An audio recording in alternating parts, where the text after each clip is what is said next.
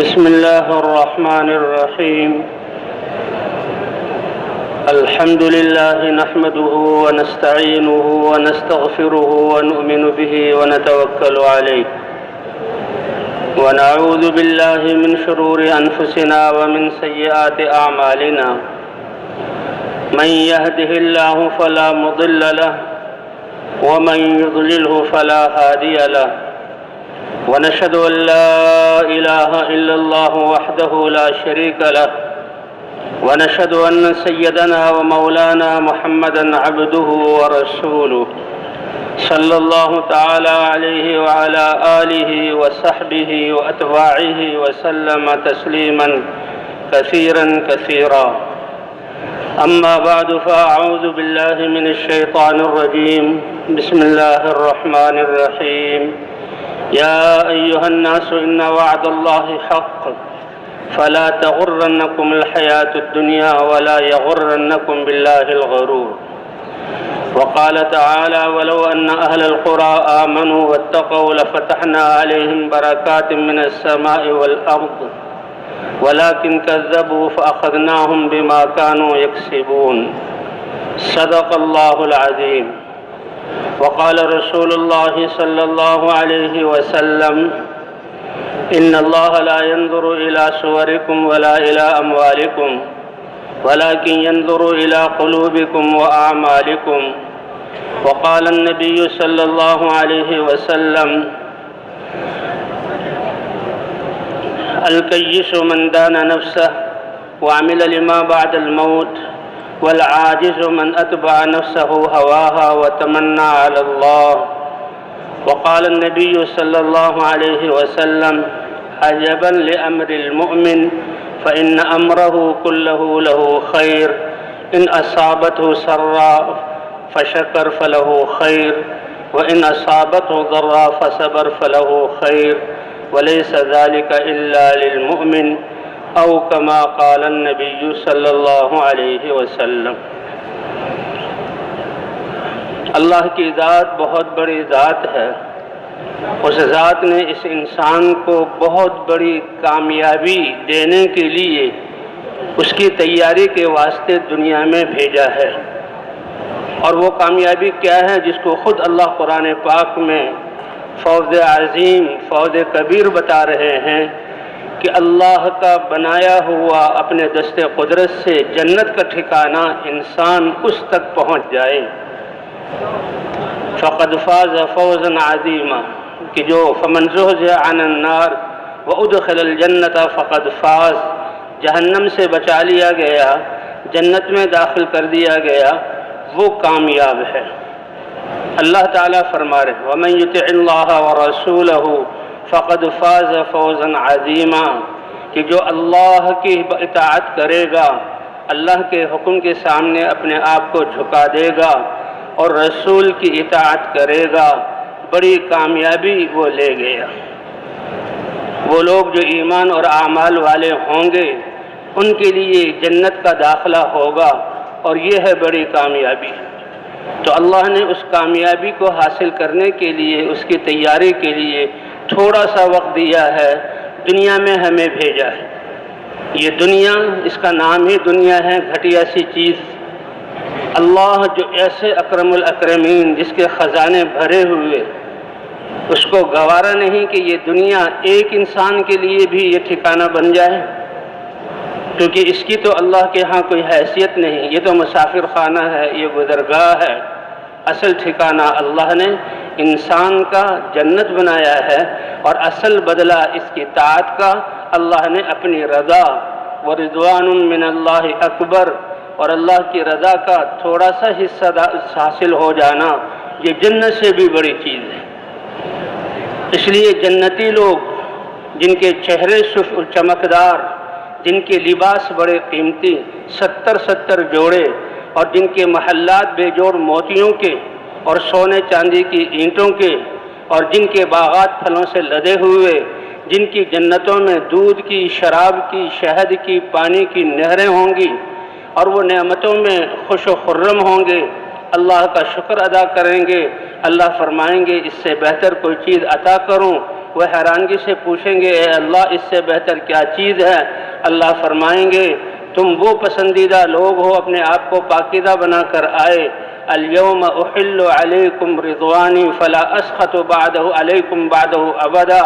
آج میں اپنی رضا کو واجب کر دیتا ہوں،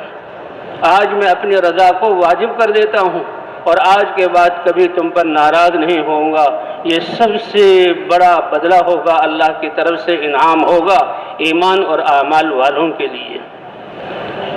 کامیابی دنیا کا حاصل ہو جانا نہیں، کامیابی تو یہ دنیا، تو اس کا نام دنیا گھٹیا سی چیز، اور اس کی قیمت اللہ کی نظروں میں دو مچھر کے دو پروں میں سے ایک پر کے برابر بھی نہیں، اور 7 ارب انسان اس میں بس کر اس پر کا اربواں حصہ حاصل کرنے کو کامیابی سمجھ رہے ہوں، یہ دھوکہ ہے۔ اس لیے قرآن پاک میں فرما دیا یا ایھا الناس، سارے انسانوں کو یہ خطاب ہے، ان وعد اللہ حق، ہمارے جو وعدے ہیں جنت دینے کے، ہمارے وعدے ہیں تم کو تمہارے اعمال کا بدلہ دینے کے لیے دوبارہ زندہ کیے جانے کے، مٹی بن جاؤ گے، مٹی میں گم ہو جاؤ گے، کہاں کہاں تمہارے جسم کے ذرات جائیں گے، ہم دوبارہ تمہارے جسموں کو کامل کریں گے اور تمہیں دوبارہ پیدا کریں گے، روحیں ڈالیں گے، میدان محشر لگے گا اور تمہیں تمہیں جنت میں جو ایمان والے ہیں ان کو جنت میں داخل کیا جائے گا۔ تو اس لیے یہ دنیا تو یہ دنیا تو اللہ کے ہاں مچھر کے 2 پروں میں سے ایک پر کے برابر بھی نہیں، اگر ایک پر کے برابر بھی ہوتی تو لما سقا منہا کافرن شربا، تو کسی نہ ماننے والے کو، سرکش اور شیطان کو، نافرمان کو اللہ اس دنیا سے ایک گھونٹ پانی بھی نہ پلاتے۔ اس لیے کامیابی کے اسباب کیا ہیں؟ اللہ نے تمام انسانوں کو برابر دیے۔ ان وعد اللہ حق، اللہ کا وعدہ سچا ہے۔ فلا تغرنکم الحیات الدنیا، دنیا کو اپنا وطن نہ سمجھ لینا، دنیا میں اپنی استعدادوں کو، صلاحیتوں کو خرچ نہ کر دینا، ضائع نہ کر دینا۔ دنیا میں تمہارے سانس، تمہاری نشو و نما اور تمہارا رزق، تمہارے لیے پانی، تمہارا لباس، تمہارے یہ عہدے اور زمین کی جتنی چیزیں وہ پہلے سے تمہارے لیے لکھ دی گئیں اور وہ تمہیں مل کر رہیں گی۔ اس لیے موت ایک دروازہ ہے جس سے سب نے گزرنا ہے، جس سے سب نے گزرنا ہے۔ اس لیے جب ملک الموت آتا ہے اور روح نکالنے لگتا ہے، عزیز و رشتہ دار روتے ہیں، وہ کہتے ہیں رو کیوں رہے ہو؟ میں نے اس کی زندگی کم نہیں کی، اس کے رزق کے، دنیا کے غلوں کے ہر دانے کو دیکھ لیا، اس کے نصیب میں اب کوئی دانہ نہیں رہا، پانی کا کوئی قطرہ نہیں رہا، ہوا کا کوئی جھونکا نہیں رہا، دنیا کی کوئی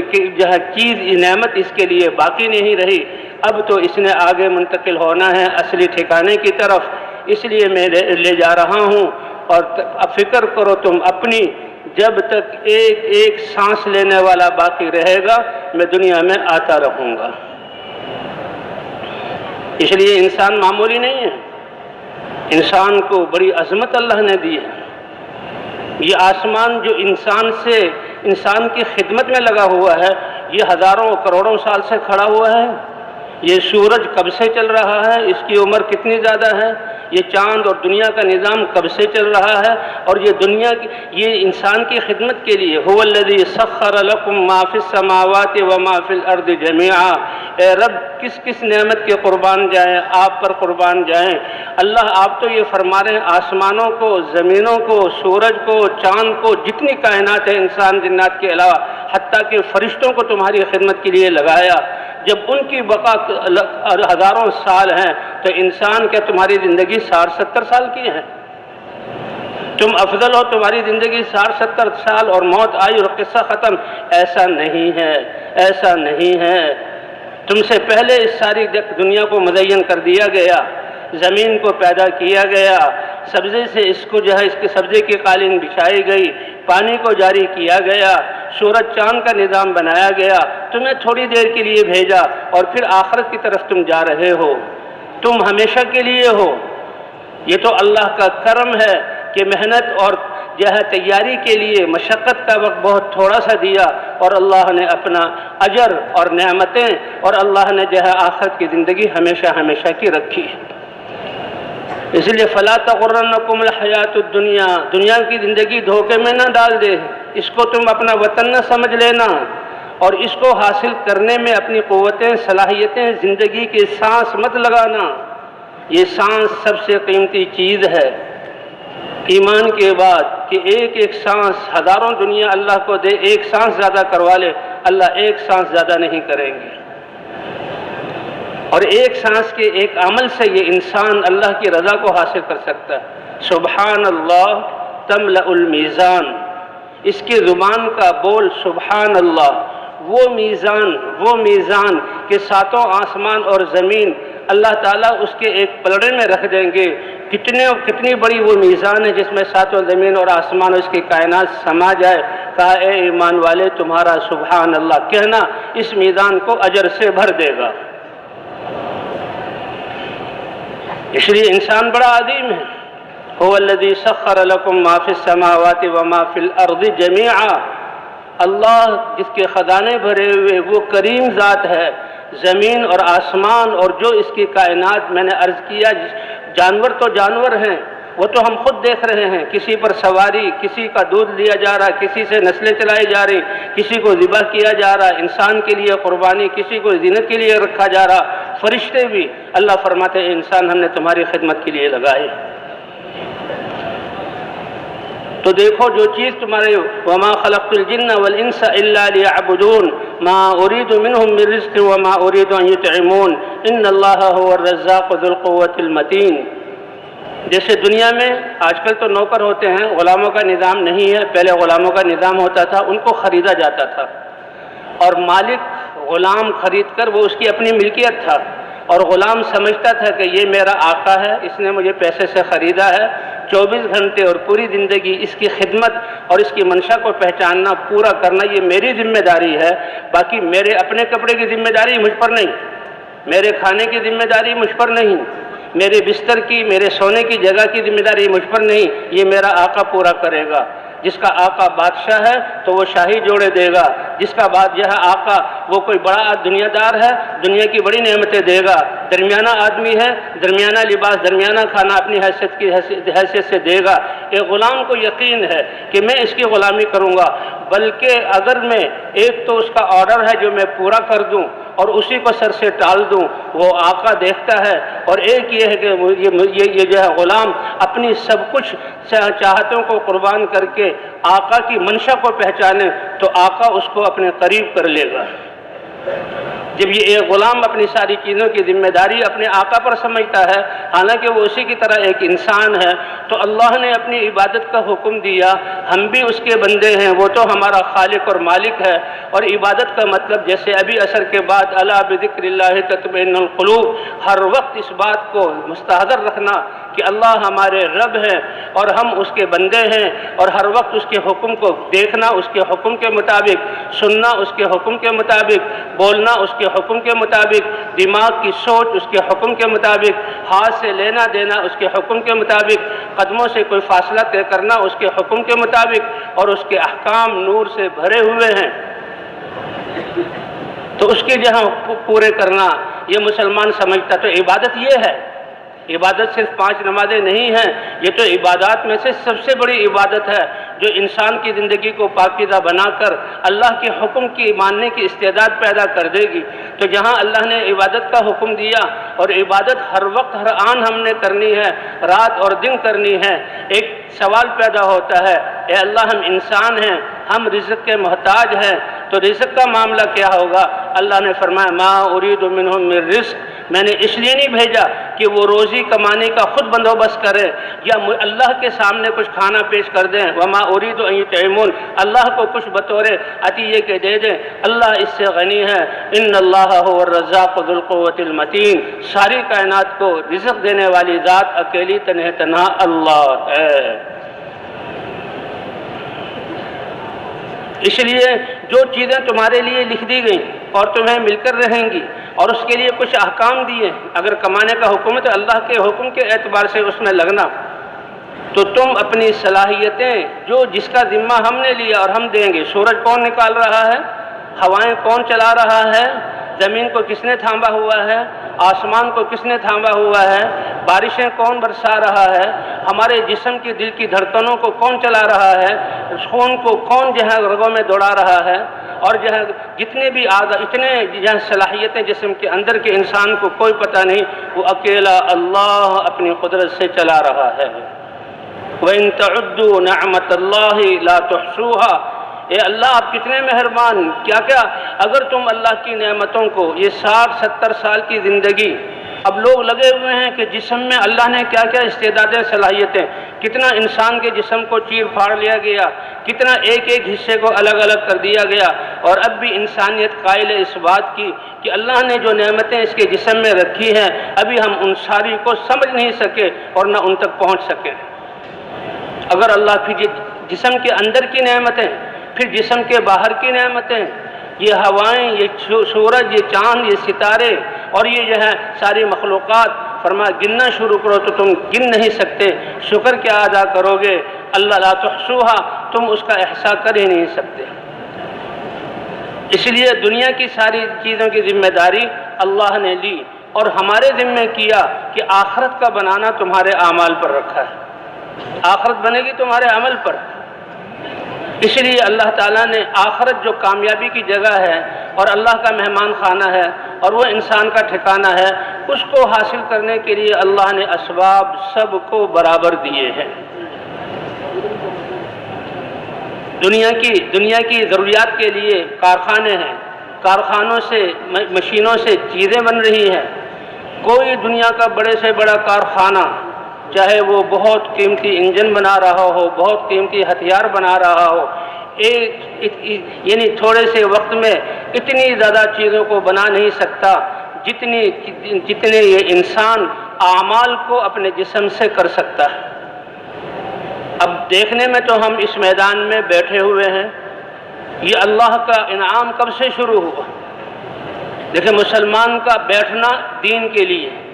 فرمایا ہے کہ وجبت محبتی للمتحابین فیہ، کہ اللہ فرماتے ہیں جو میرے لیے محبت کرتے ہیں اور ایک دوسرے سے ملتے ہیں اور بیٹھتے ہیں، کتنا بڑا اللہ انعام فرماتے ہیں، فرمایا مجھ پر واجب ہو گیا کہ میں ان سے محبت کروں۔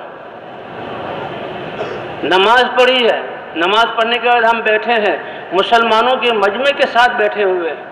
اور جب تک بیان چلے گا اللہ کے امر کے لیے جو بیٹھنا ہے اور اللہ کے امر کے لیے جدا ہونا ہے کہ بھئی ابھی نماز کا وقت ہے، اب بیٹھنا نہیں، اب تو وہ اذان ہو گئی، وضو کرو، نماز کی تیاری کرو، نماز کے لیے آ جاؤ۔ فرمائے وہ دو آدمی جو اللہ کے لیے آپس میں ایک دوسرے سے محبت کریں، یہ تو لاکھوں کا مجمع ہے، اللہ کے امر پر جمع ہوں اور اللہ کے امر پر جدا ہوں، اور اس جدائی جمع ہونے پر محبت کی کیفیت میں ہوں، جدا ہونے پر جو ہے غم ہوتا ہے اس کو برداشت کریں۔ فرمایا یہ دو آدمی صرف آپس میں ایسے ہوں تو فرمایا قیامت کے دن جب کوئی سایہ نہیں ہوگا تو ایسے دو آدمیوں کو میں اپنے سائے عرش کا سایہ عطا فرماؤں گا، وَظِلُّهُمْ فِي ظِلِّ يَوْمَ لَا ظِلَّ إِلَّا ظِلِّي، جس دن کوئی سایہ نہیں ہوگا اپنے جو ہے وہ عرش کے سائے میں جگہ دوں۔ سبعۃ یظلھم اللہ فی ظلہ یوم لا ظل الا ظلہ، 7 قسم کے کروڑوں انسان ایسے ہوں گے ہر قسم میں کہ اللہ تعالیٰ عرش کے سائے کے نیچے جگہ دیں گے، اور ان کروڑوں انسانوں میں سے 2 انسان وہ ہوں گے جن نے اللہ کے لیے آپس میں تعلق جوڑا ہو، اللہ کے لیے محبت کی ہو، اللہ کے لیے جمع ہوتے ہوں اور اللہ ہی کے لیے جدا ہوتے ہوں۔ اس لیے جو آخرت کا سرمایہ اس کے اسباب اللہ نے سب کو برابر دیے، اور انسان سب سے قیمتی مشین ہے جس سے ہر وقت اعمال صادر ہوتے ہیں، اور ایک ایک وقت میں کتنے اعمال صادر ہوتے ہیں۔ ہمارا اس میدان میں مل کر بیٹھنا یہ ایک عمل، اللہ کی بات کو سننا یہ دوسرا عمل، دماغ سے اس کے لیے اپنے آپ کو تشکیل کرنا اور طاعت کے لیے تیار کرنا یہ الگ عمل۔ یہ سارے ہر عمل ایسا کہ 7 زمین اور آسمان اس کے پاسنگ میں بھی نہیں آ سکتے۔ تو اس لیے جو ہے انسان ایک وقت میں کئی اعمال کر سکتا ہے۔ کہہ رہے مسلمان جب اذان کو سنتا ہے اور نماز کے لیے جاتا ہے، سب سے پہلے جب وہ وضو کی طرف آتا ہے تو وضو کرنے لگتا ہے تو وضو کرنے سے اس کے گناہ جھڑتے ہیں، اور وضو کرنے کی وجہ سے ایک دفعہ صحابہ نے پوچھا یا رسول اللہ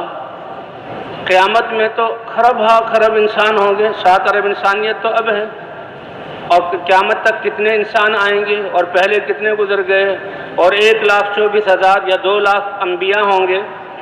اور ان کی امتیں ہوں گی۔ آپ اپنی امت کو کیسے پہچانیں گے؟ اللہ کے رسول صلی اللہ علیہ وسلم نے فرمایا، کیا بہترین مثال دی، ہر ایک کی سمجھ میں آنے والی، دیہاتی ہو یا شہری ہو، ان پڑھ ہو یا پڑھا ہوا۔ فرمایا بتاؤ ایک بہت بڑا میدان ہو اور وہ گھوڑوں سے بھرا ہوا ہو، گھوڑوں کے رنگ مشکی رنگ ہوں یا کالے رنگ کے ہوں، اور کچھ گھوڑے ایسے ہوں جس کو اردو میں پنکلیان کہتے ہیں، چہرہ پورا چمکتا ہوا سفید اور گھٹنے تک اس کے چاروں ٹانگیں سفید۔ کیا یہ آدمی ان کالے اور مشکی گھوڑوں میں سے اپنے گھوڑوں کو نہیں پہچان لے گا؟ کیا زبردست مثال اللہ کے رسول نے بیان کی۔ صحابہ اشش کر اٹھے اور کہنے لگے یا رسول اللہ کیوں نہیں پہچانے گا؟ فرمایا سن لو، تم جو اللہ کا امر نماز ادا کرنے کے لیے دنیا میں گرم پانی سے، ٹھنڈے پانی سے، مشقت کے وقت میں جو وضو کرو گے، اب یہ وضو تو وسیلہ ہے، ابھی نماز جو مقصود ہے اس کا ذریعہ ہے یہ، اس وسیلے پر اللہ تمہیں یہ اجر عطا فرمائیں گے کہ تمہارے اعضائے وضو چمک رہے ہوں گے اور میں اس چمک سے تم کو پہچانوں گا کہ یہ میری امت ہے۔ پہلی امتوں کو وضو تھا، لیکن یہ فضیلت ان کے لیے، یہ اس خاص اس امت کی فضیلت۔ حضرت عقبہ ابن عامر رضی اللہ تعالی عنہ جیسے جماعتوں میں نکلتے ہیں، 12 کی تعداد، 2 کی خدمت، یہ سب سیرت سے لیا ہوا۔ وہ کہتے ہیں میں بھی اپنے قبیلے سے 12 آدمی کی جماعت کے ساتھ آیا، تو آ کر مدینے میں حضور کی مجلسوں میں بیٹھنا ہے، ان سے علم سیکھنا ہے، اس لیے 2 آدمیوں کو یا 1 کو خدمت میں لگایا جاتا اور باقی حضور کی مجلس میں بیٹھ جاتے۔ تو خدمت کیا تھی؟ اونٹوں کو جنگل لے جانا، اونٹوں کو چرانا، ان کو پانی پلانا، ان کو پھر آ کر جہاں ٹھکانا ہے باڑہ اس میں باندھ دینا۔ تو یہ ہماری 2 آدمی کی خدمت تھی، باقی 10 آدمی مسجد نبوی میں بیٹھے ہوئے۔ اب جب بیٹھے ہوئے ہیں تو میں فارغ ہوا اپنی خدمت سے، شام کو جب اونٹوں کو لا کر باڑے میں باندھ دیا تو مسجد نبوی کی طرف گیا، وضو کیا، نماز مسجد میں گئے، بیٹھ گئے۔ اللہ کے رسول صلی اللہ علیہ وسلم حدیثیں ارشاد فرما رہے تھے اور فرمائیں کہ جو بات میں نے سنی حضور صلی اللہ علیہ وسلم سے، میں تو بہت حیران رہ گیا۔ اللہ کے رسول صلی اللہ علیہ وسلم کیا کہہ رہے ہیں کہ جو آدمی اچھی طرح وضو کر لے اور وضو کر کے پھر 2 رکعت نماز اللہ کے رضا کے لیے پڑھے، تو وضو کرنے اور 2 رکعت نماز پڑھنے سے جنت اس کے لیے واجب ہو گئی، جنت اس کے لیے واجب ہو گئی۔ جنت کا محل یہ دنیا کے یہ ہے 5 مرلے کے مکان، جہاں 100 گز کے مکان اور 200 گز کے مکان، ساری انسانیت کا، انسان کی ساری زندگی کی پونجی لگ جاتی ہے اور تھوڑے سے عرصے کے لیے مکان بنتا ہے اور کچھ دنوں کے بعد اس میں ٹوٹ پھوٹ شروع ہو جاتی ہے، کبھی پانی کا نظام خراب، کبھی سیوریج کا نظام خراب، کبھی بجلی کا نظام خراب، پھر خرچے پہ خرچے۔ اور جنت کا محل فرمایا جو آدمی اچھی طرح وضو کرے اور اخلاص کے ساتھ 2 رکعت نماز پڑھے، جنت کا محل اس کے لیے واجب ہو گیا۔ تو صحابی تھے کہ واہ واہ اللہ کتنے کریم ہیں، اور ایسے عمل پر، آسان عمل، چھوٹا عمل نہیں ہے، بہت بڑا عمل ہے، آسان عمل پر جس میں کوئی دیر بھی نہیں، اتنا بڑا جہاں اجر ہے۔ میں خوشی میں واہ واہ کرنے لگا، تو وہ تو حضور کی طرف متوجہ تھے، باتیں سن رہے تھے، یکسو تھے۔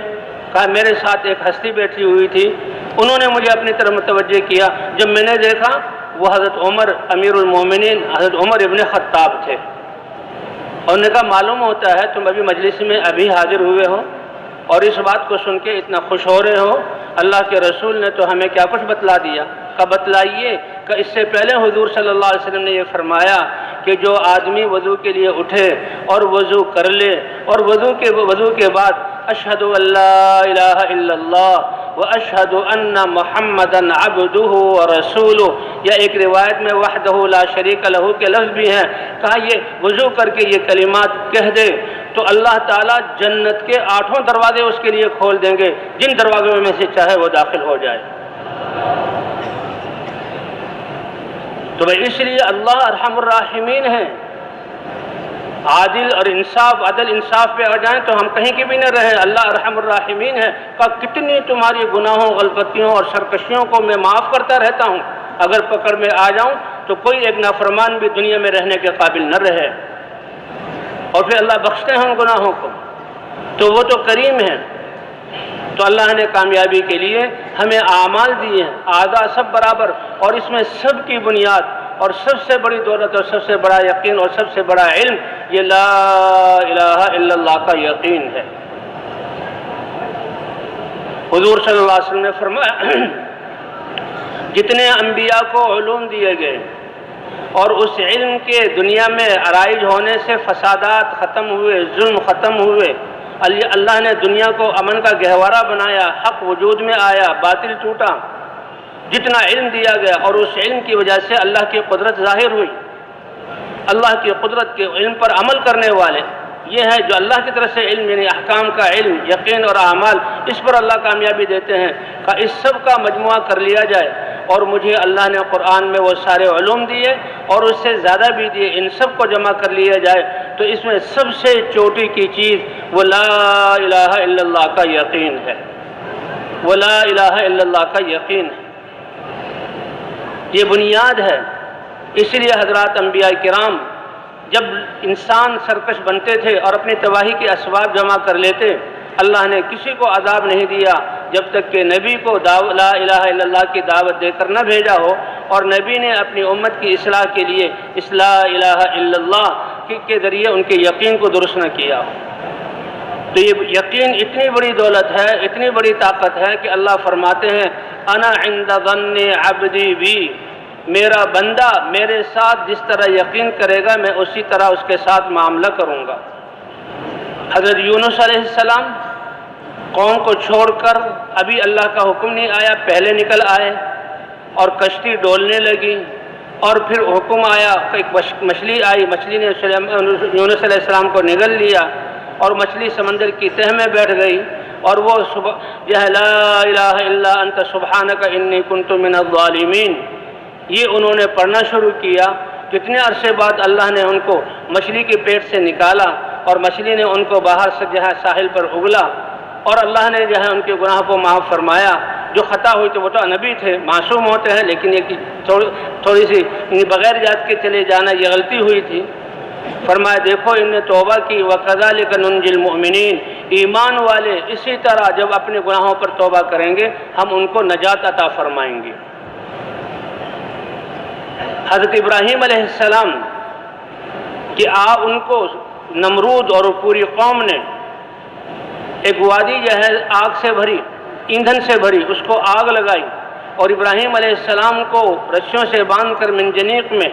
اور ساری قوم پہاڑوں پر چڑھ کر نیچے وادی جو آگ کا سمندر ہے دیکھ رہے ہیں، اور سب خوش ہیں کہ آج نمرود کا فیصلہ چلے گا اور آج ابراہیم علیہ السلام اس آگ میں جائیں گے، قصہ ختم۔ لیکن یہ تو اللہ کی ڈھیل ہے، کرنے والے اللہ تعالی ہیں۔ جی ہاں، وَلِلَّهِ الْأَمْرُ مِنْ قَبْلُ وَمِنْ بَعْدُ، پہلے بھی اور اب بھی اور ہمیشہ سارا معاملہ کس کے ہاتھ میں ہے؟ اللہ کے ہاتھ میں۔ اور ابراہیم علیہ السلام کیونکہ اللہ کی طرف داعی ہیں، رسول ہیں، اللہ کی ذات پر ایسا یقین کہ جو اللہ چاہیں گے ہوگا وہ، اور جو اللہ نے میرے بارے میں حکم دیا اس کامیابی اسی میں ہے، چاہے ظاہری طور پر میں جل کر خاک ہو جاؤں تو کامیابی اس میں اللہ کے امر کو پورا کرنا۔ لا الہ الا اللہ، اللہ کے علاوہ کوئی عبادت کے لائق نہیں، اللہ کے علاوہ ہمارا کوئی مطلوب نہیں، اللہ کے علاوہ ہمارا کوئی مقصود نہیں، اللہ کے علاوہ ہمارا کوئی محبوب نہیں۔ رزق دینے والے ہیں تو اللہ، اور حفاظت کرنے والے ہیں تو اکیلے اللہ۔ تو یہ یقین اتنی بڑی دولت ہے کہ آگ کا سمندر ہے، ابراہیم علیہ السلام کو رسیوں میں باندھا ہوا ہے، منجنیق، بھئی اتنی سی دیر ہے کہ ہینڈل کو کھینچا جائے اور ابراہیم علیہ السلام جھٹکے سے فضاؤں میں ہو کر آگ میں چلے جائیں، لیکن اس منظر سے ذرہ برابر متاثر نہیں کہ ہوگا وہ جو اللہ چاہیں گے اور اللہ کے امر میں کامیابی۔ فرشتوں تک آ گئے اور فرشتوں نے پوچھا اگر ہماری ضرورت ہو تو ہمیں کہیے، یہ بارش کا فرشتہ ہے، بارش برسا کر آگ کو بجھا دیں، ان کی اسکیم فیل ہو جائے۔ یہ پہاڑوں کا فرشتہ ہے، یہ پہاڑوں کو لے کر یہ پہاڑوں کے جہاں اوپر بیٹھے ہوئے ہیں، چوٹی تک چڑھے ہوئے پہاڑوں کو مسل کر ان کو پیس کے رکھ دیں، اور اگر اللہ چاہیں تو ہوا چلا کر ہوا سے آگ کے ذریعے انہی کو ہلاک کر دیں۔ تو ابراہیم علیہ السلام نے کیا فرمایا کہ اگر اللہ نے تمہیں حکم دیا ہے تو وہ تمہارے رب کا حکم ہے، اس کو مانو، اس میں میرا کیا دخل ہے؟ کہا نہیں حکم تو نہیں دیا، اجازت لے کر آئے ہیں، کہ پھر میرا اور اللہ کا معاملہ میرے اور اللہ کے درمیان چھوڑ دو، اللہ جان رہے ہیں میرے حال کو، اللہ کا میرے حال کو جاننا یہی میرے لیے کافی ہے۔ اور آخری کلمہ حسبی اللہ نعم الوکیل، کہ میرے لیے کون کافی ہے؟ یہ گمان تھا۔ پھر اللہ نے کیا کچھ کر کے دکھلایا کہ آگ کو بجھایا نہیں، آگ کو آگ ہوتے ہوئے اور ایک ہی وقت میں جلانے والا ہوتے ہوئے اللہ نے براہ راست حکم دے کر یا نار کونی بردا وسلاما علی ابراہیم، اے آگ میرے ابراہیم پر تم ٹھنڈی ہو جاؤ، تکلیف دینے والی ٹھنڈی نہیں بلکہ سلامتی اور خوشگوار ٹھنڈی ہو جاؤ۔ فرمایا اسی وقت آگ نے رسی کو جلایا اور اسی وقت ابراہیم علیہ السلام کے لیے ٹھنڈی ہو گئی۔ 40 دن اس میں گزرے، اور ایک روایت میں آتا ہے کہ ان کی جو اہلیہ وہ کہنے لگی میں بھی تمہارے پاس آ جاؤں، تو کہا کہ تم یہ جو کلمہ پڑھ کے آپ کلمے والی تھیں آ جاؤ، وہ آ گئی تو آگ نے ان کو بھی جو ہے اس کو جلایا نہیں۔ اور اس پر فرعون نمرود کی اسکیم ناکام ہوئی، اور نمرود نے ہاتھ جوڑے کہ یہ تو تمہارا مسئلہ چل جائے گا، میری اسکیم ناکام ہو جائے گی، لہذا تم یہاں سے نکل جاؤ۔ پھر وہاں سے ابراہیم علیہ السلام نکل کر شام کے علاقے میں آئے تھے۔ تو یہ ایمان اور اللہ کی ذات پر یقین کہ اللہ کے امر میں کامیابی ہے، کامیابی دینے والے اللہ ہیں۔ اسی طرح حاجر علیہ السلام کے بارے میں حکم ہوا اے ابراہیم اپنی اس جوان بیوی کو اور اس بچے کو، اتنا عظیم بچہ کہ جس کی پشت سے سب سے بڑے نبی آئیں گے حضرت محمد صلی اللہ علیہ وسلم، دودھ پیتا بچہ، ان کو ہمارے امر سے لو اور ہمارے حکم کی بنا پر ان کو لے کر چلو۔ شام کا لہلہاتے کھیت اور لہلہاتے باغ، ٹھنڈے جہاں فضائیں اور نہریں اور پھل، ان سب اور آبادی، ان سب کو چھوڑ کر چلو۔ اردن کے دشت آئے، کہا ابھی آگے چلو، حجاز کے سنگلاخ پہاڑ آئے، کہا ابھی اور چلو، اور بڑے بڑے کالے رنگ کے پہاڑ، اور وہاں ایک وادی اور ٹیلا کہ اس اپنی بیوی کو اور دودھ پیتے بچے کو یہاں پر چھوڑ دو۔ اب مہینے کا یہ سفر تھا، اللہ کے رسول انبیاء تو اپنے گھر والوں کے ساتھ سب سے زیادہ اچھے اخلاق والے ہوتے ہیں، تو بولنا چالنا بہت خوب، لیکن یہاں پر آ کر ابراہیم علیہ السلام نے بیوی کو اتارا اور وہ تھیلا دیا جس میں کھجوریں تھیں اور پانی کا مشکیزہ دیا، اونٹ سے اترے نہیں، اجازت نہیں، اور نکیل کو موڑ کر جیسے اب جانے لگے ہیں، کسی کو منزل پر پہنچا کر جانے لگے ہیں۔ حاجر علیہ السلام حیران ہوئی اور فطرتاً یہ سوال کیا جہاں چھوڑ کر جا رہے ہیں، کس کے حوالے کر کے جا رہے ہیں، کیوں چھوڑ کر جا رہے ہیں، کہاں چھوڑ کر جا رہے ہیں، یہ 2-3 سوال، لیکن ابراہیم علیہ السلام جواب نہیں دے رہے، کیونکہ نبی کی صحبت میں رہی تھیں، ایمان بنا ہوا تھا، سمجھتی تھیں۔ فوراً دل میں یہ خیال آ گیا کہ اللہ کے رسول یہ تو خلیل ہیں، اللہ کے امر کے بغیر یہ کام نہیں کر سکتے، تو زبان سے پوچھ لیا اللہ امرک بہذا، کیا اللہ نے آپ کو اس کا حکم دیا کہ میں جوان عورت اور میرا یہ دودھ پیتا بچہ، کتنے دشت پیچھے گزرے، آبادیاں نہیں، کتنے پہاڑ گزرے، زندگی کے آثار نہیں، اور اس علاقے میں آ کر کوئی انسان بھی نہیں، یہاں تو درخت تو دور کی بات ہے، کوئی درخت نہیں،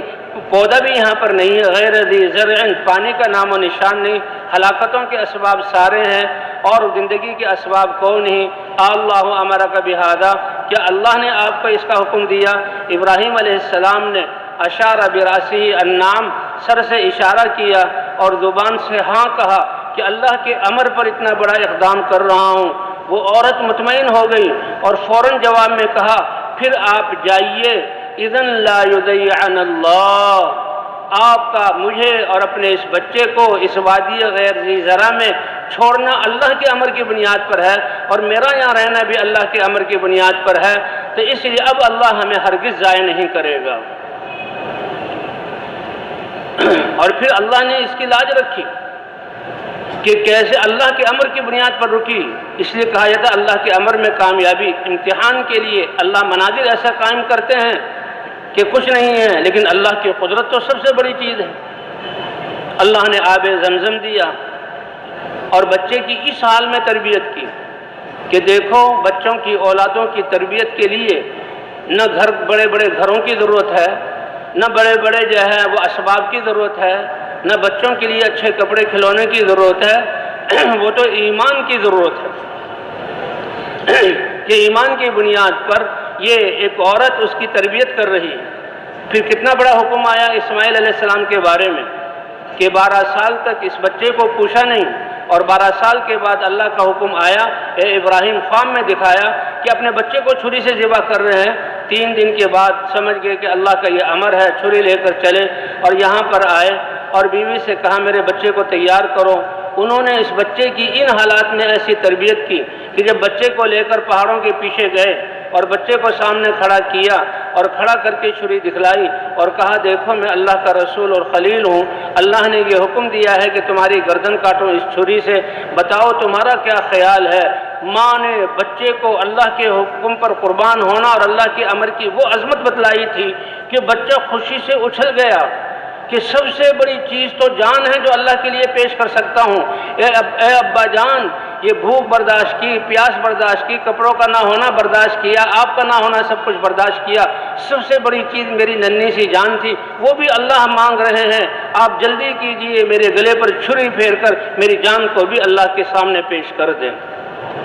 یا ابتی، اتنے پیارے القاب، او پیارے ابا جان، افعل ما تؤمر، جو حکم دیا گیا کر لیجئے۔ اپنے اس ننھے سے چھوٹے سے بچے کو اللہ کے حکم پر صبر کرنے والا اور جان نکلنے کی، چھری چلنے کی تکلیف پر صبر کرنے والا پائیں گے۔ بس اللہ نے یہی امتحان لینا تھا۔ اللہ نے اپنی کتنی بڑی قدرت کا اظہار کیا،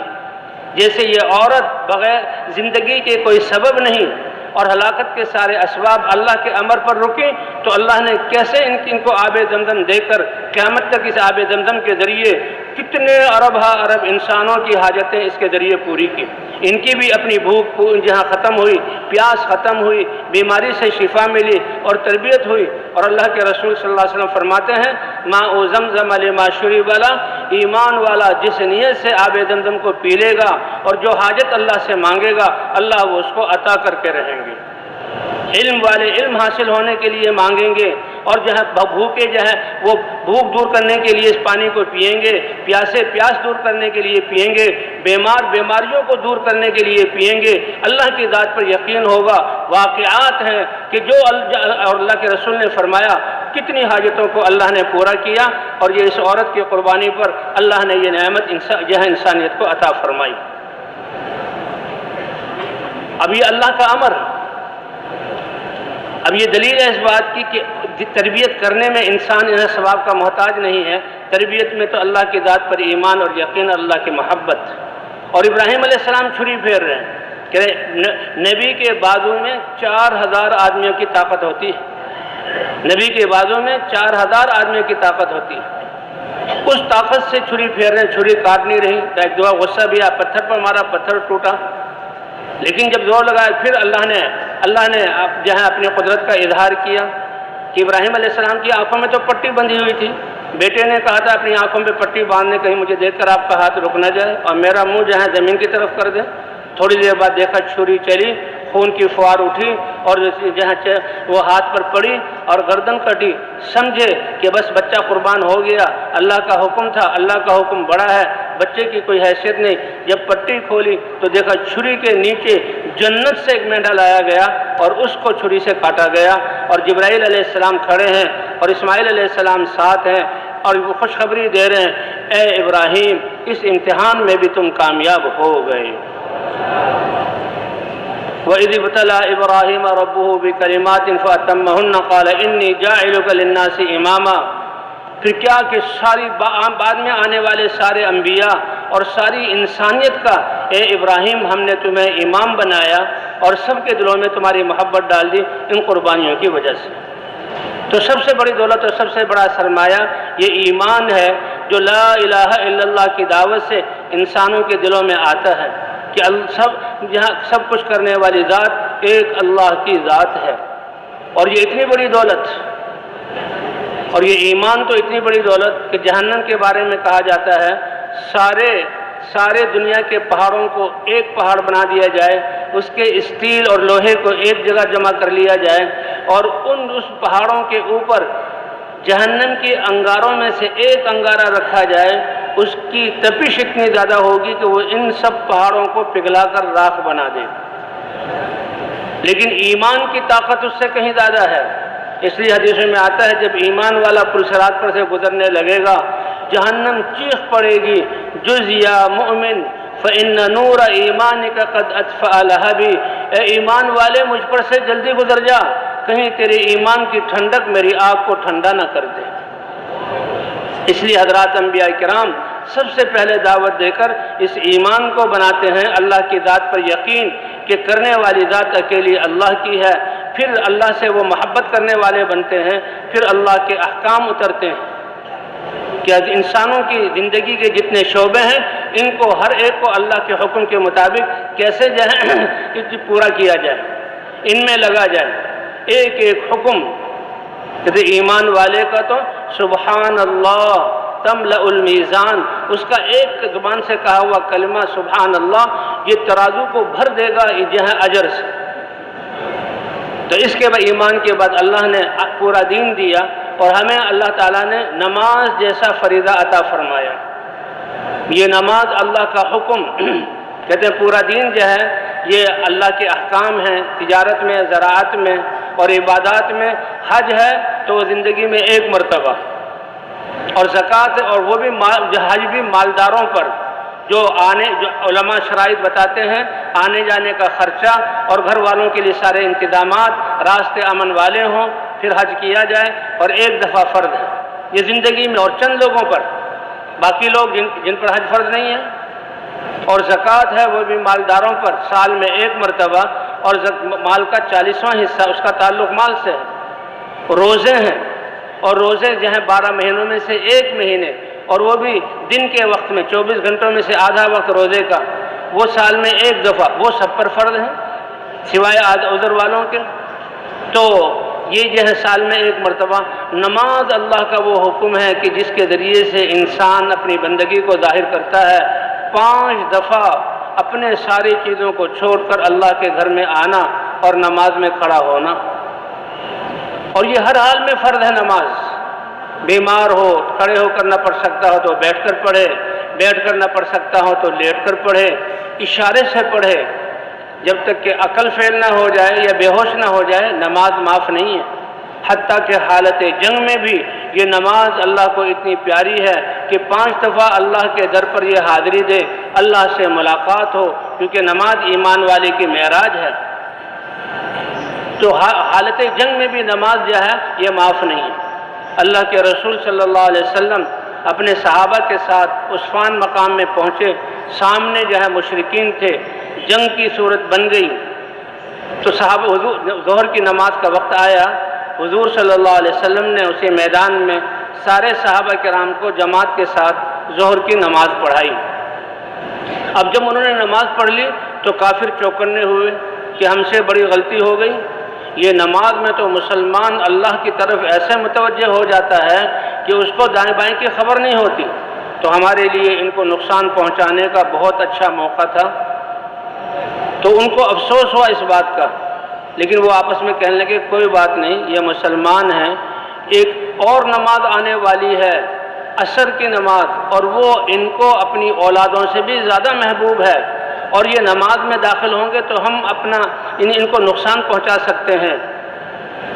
تو اللہ نے حضرت محمد صلی اللہ علیہ وسلم پر حالت جنگ میں جبکہ دشمن چوکنا ہو کر نقصان پہنچاتا ہو صلاۃ الخوف اتار دی کہ اے نبی آپ ان کی امامت کروائیں، اور اس طرح کروائیں کہ آدھے آپ کے صحابہ دشمنوں کے سامنے ہوں اور آدھوں کو آپ ایک رکعت پڑھائیے، اور پھر یہ ان کے دشمن کے سامنے کھڑے ہو جائیں، اور جو دشمن کے سامنے تھے وہ آپ کے پیچھے آ کر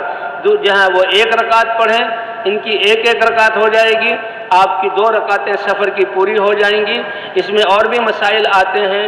کافروں نے جب یہ دیکھا تو اس وقت حضرت خالد بن ولید رضی اللہ تعالی عنہ وہ کفار کے لشکر میں تھے، کہنے لگے ہم تو اسی دن سمجھ گئے کہ اس ہستی کی تو رہبری اور رہنمائی اور حفاظت آسمانوں سے ہو رہی ہے۔ نماز حالت جنگ میں بھی معاف نہیں،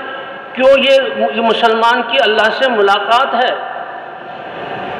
کہتے ہیں 70 ماؤں سے زیادہ محبت کرتے ہیں، 70 ماؤں سے زیادہ، 70 کیا چیز ہے؟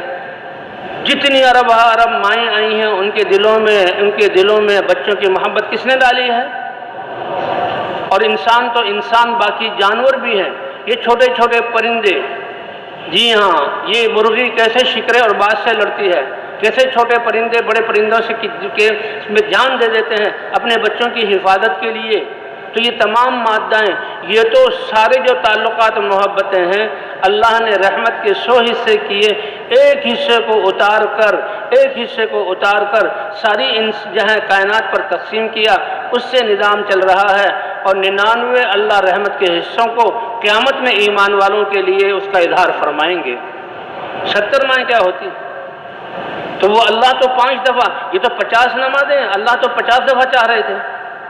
حضور صلی اللہ علیہ وسلم، یہ کہاں اس نماز کا عمل دیا گیا؟ آپ صلی اللہ علیہ وسلم دعوت کو لے کر جب دیکھا کہ مکے والے اور اپنی قوم کتنی رکاوٹیں ڈال رہی ہے، کتنی سختیاں کر رہی ہے، شیب ابی طالب میں بند کیا، ایمان والے کمزور لوگوں کو کتنی تکلیفیں دے رہی ہے، تو حضور صلی اللہ علیہ وسلم، آپ تو دل میں آپ کی یہ بہت بڑی تمنا اور بے چینی تھے کہ انسانیت ہدایت کے راستے پر کیسے پڑ جائے، تو حضور صلی اللہ علیہ وسلم طائف تشریف لے گئے کہ شاید وہ سمجھدار لوگ ہیں۔ پہلے سرداروں کے پاس گئے، جب سرداروں کے پاس گئے تو کسی سردار نے بیٹھنے بھی نہیں دیا، ہر ایک نے روکھا جواب دیا، مہمان نوازی، پیدل آئے ہیں، کتنی بڑی ہستی ہے، قریش قوم کے ہیں اور کتنے عظیم اخلاق، سب ان کی تعریفیں کرتے تھے، لیکن وہ ایسے سوکھے نکلے کہ حضور کو بیٹھنے بھی نہیں دیا، ایک کے پاس سے دوسرے کے پاس، دوسرے کے پاس سے تیسرے کے پاس، اور تیسرے نے بھی بیٹھنے نہیں دیا۔ آپ نے فرمایا کہ شاید یہ عام لوگ میری بات کو مان لیں۔ جب عام لوگوں میں آئے تو انہوں نے اس سے بھی زیادہ برا سلوک کیا، تالیاں پیٹیں، سیٹیاں بجائیں اور پتھروں کی بارش صفوں میں کی۔ آپ پتھروں کی بارش میں جا رہے ہیں اور جسم خون آلود ہو گیا، اتنا خون پنڈلیوں سے بہا، پتھروں کے نوکیلے پتھر لگ کے کہ جوتیوں میں وہ خون جم گیا اور جوتیاں آپ کے پاؤں کے ساتھ جم گئی، حتیٰ کہ آپ پر بے ہوشی سے طاری ہو گئی۔ لیکن قربان جائیں آپ کی رحمت للعالمین پر کہ اللہ نے آپ کو کتنا شفیق بنایا، کتنا رحیم بنایا، کہ اللہ نے جب جبرائیل علیہ السلام کو بھیجا، اے محمد صلی اللہ علیہ وسلم، آپ کی قوم نے جو آپ کے ساتھ، کیونکہ قریش تھے وہ، اللہ نے دیکھ لیا اور اللہ نے فرشتوں کو بھیجا۔ یہ فرشتہ ہے پہاڑوں کا، اگر اس کو حکم فرمائیں تو یہ پہاڑوں کو اپنے ہاتھوں میں لے کر ان پہاڑوں کو آپس میں ملا دے اور ملا کر ان کو آپس میں رگڑے اور یہ آٹے کی طرح بیچ میں پس جائیں۔ اللہ کی قدرت کیسی ہے، اللہ بچائے۔ ابھی یہ زلزلہ آیا، کتنی بلڈنگوں کو گرا دیا، کیسے زمین ہل گئی، کیسے انسان، کہتے ہیں ہزاروں لاکھوں کے قریب انسان جو ہے وہ ختم ہو گئے۔ کشمیر میں جو آیا تھا، کیسے اللہ نے پہاڑوں کو اپنی جگہ سے ہلایا۔ اللہ ہماری ان آفات سے حفاظت فرمائے۔ اور یہ اعمال، اللہ تو رحیم اور کریم ہے، یہ انسانوں کے اعمال کی سزا ہے، لیکن اللہ کے رسول کی مہربانی پر قربان جائیں۔ یہ حضور کے جو الفاظ، اے اللہ میں ان کو ہلاک کروانا نہیں چاہتا، ہو سکتا ہے کہ ان کی نسلوں میں سے وہ لوگ آئیں جو تیری کلمہ توحید کو، تیری توحید پر ایمان لانے والے ہوں اور اس کلمے کو ماننے والے ہوں اور تیری وحدانیت پر یقین رکھنے والے ہوں۔ گویا ایک قسم کی سفارش ہوگی ان کے لیے حضور صلی اللہ علیہ وسلم کی طرف سے، یعنی ان کو ہلاک نہ کیجیے، کیوں؟ آگے جو ایمان والے آئیں گے ان کی وجہ سے اے اللہ ان کو اگر یہ ہلاک ہو گئے تو نسلیں ختم۔ یعنی کتنے ارحم الراحمین حضور صلی اللہ، رؤوف الرحیم ہیں حضور صلی اللہ علیہ وسلم، کتنے شفیق ہیں انسانیت پر کہ سفارش کریں اے اللہ ان کو ہلاک نہ کیجیے، ہو سکتا ہے ان کی اگلی نسلوں میں وہ لوگ ہوں جو تیری توحید کے جھنڈے کو دنیا میں گاڑنے والے ہوں۔ اور حضور کی اس دعا کو اللہ نے قبول کیا اور کیا فرمایا، اے اللہ اگر آپ راضی ہیں تو مجھے ان ساری تکلیفوں کی کوئی پرواہ نہیں، آپ کی رضا کا حاصل ہو جانا میرے لیے کافی ہے، اور اگر ایسی بات نہیں تو آپ کو راضی کرنا یہ سب سے ضروری چیز ہے۔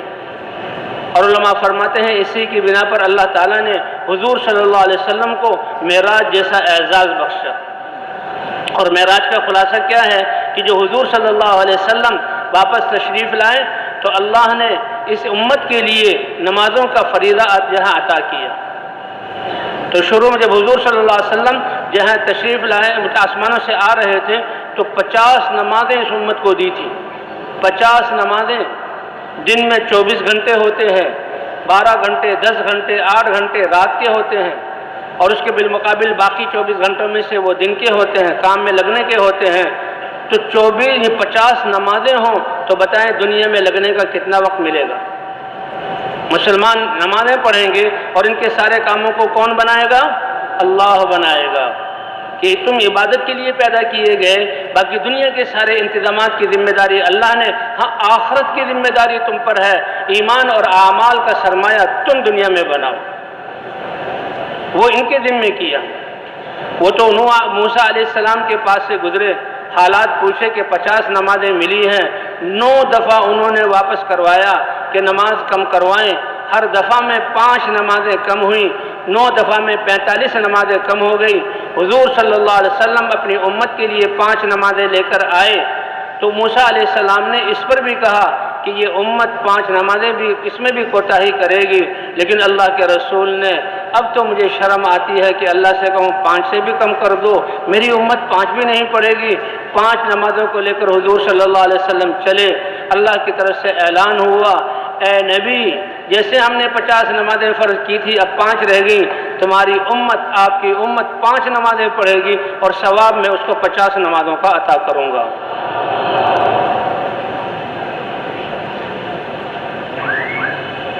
تو اصل تو مقصود نماز ہے، وہ حضرت عقبہ ابن عامر کا جو قصہ سنایا جا رہا تھا، مولانا یوسف صاحب رحمۃ اللہ علیہ فرماتے تھے کہ وضو جو وسیلہ ہے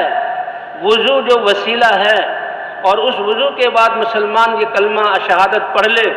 8 دروازے جنت کے کھل جاتے ہیں، جنت کے محلات مل جاتے ہیں۔ جس کی وضو پر اللہ اس کو یہ انعام دیں گے تو اس کی نمازوں پر اللہ تعالیٰ دنیا اور آخرت کے کام کیسے نہیں بنائیں گے؟ یہ اللہ کا امر ہے۔ اور فرمائے ایمان کے بعد سب سے پہلے نماز فرض ہوئی، کیونکہ نماز ایک ایسی عبادت ہے جیسے میں نے عرض کیا 5 دفعہ حالت جنگ میں بھی یہ معاف نہیں ہے، اور 5 دفعہ یہ نمازیں جہاں فرض ہوئی ہیں، 5 نمازیں انسان یہ پڑھتا ہے۔ تو یہ ایسی عبادت ہے عبادات میں سے کہ حج کا تعلق مال کے ساتھ بھی ہے، انسان کی جسمانی مشقت کے ساتھ بھی ہے، زکوٰۃ کا تعلق مال کے ساتھ ہے، روزے میں عبادت ہے، اس کی دنیا کے کام کر سکتا ہے، لیکن نماز اتنا پیارا فرض ہے اللہ کا کہ اس میں تو سب کچھ چھوڑ کر آؤ اور دل کو خالص کر کے آؤ، اور اللہ کے سامنے پر اللہ اکبر کہہ کر دل بھی اللہ کی طرف متوجہ ہو اور سارے اعضاء کو اللہ کے احکام کا پابند کر دو۔ اس لیے یہ مختصر ہے، 10 منٹ میں آدمی 2 فریضے بڑے اچھے طریقے سے پڑھ سکتا ہے کہ دل بھی اللہ کی طرف متوجہ اور سارے اعضاء بھی اللہ کی طرف، اللہ کے حکم کے پابند۔ اس لیے کہتے ہیں ان الصلاۃ تنہی عن الفحشاء والمنکر، یہ اللہ کی ایسی عبادت ہے کہ سارے اعضاء کو اللہ کے حکم کا پابند کیا۔ نماز میں تو اللہ تعالیٰ اب اس کی ایسی تربیت فرماتے ہیں کہ یہ اس کے جسم کا استعمال ایسا ٹھیک ہوگا کہ یہ نمازی اب دنیا کے جس شعبے میں جائے گا اور یہ اپنے جسم کا استعمال اللہ کے حکم اور نبی کے طریقے کے مطابق کرے گا۔ اس لیے فرمایا نمازی آدمی کی اگر جہاں چیزیں وہ دنیاوی حالات اور اعمال ٹھیک نہیں ہے تو وہ خیر منائے اپنی نمازوں کی۔ یہ تو اللہ کا ارشاد ہے ان الصلاۃ تنہی عن الفحشاء والمنکر، کتنا بڑا یہ عمل ہے نمازوں کا۔ تو اللہ کے راستے میں نکل کر جہاں دعوت دے کر ایمان بنایا جاتا ہے، وہاں نمازوں کے ذریعے سے اپنے جسم کے اعضاء کی تربیت کی جاتی ہے کہ جسم کا استعمال ٹھیک ہو جائے۔ اب 10 منٹ کے لیے انسان اپنے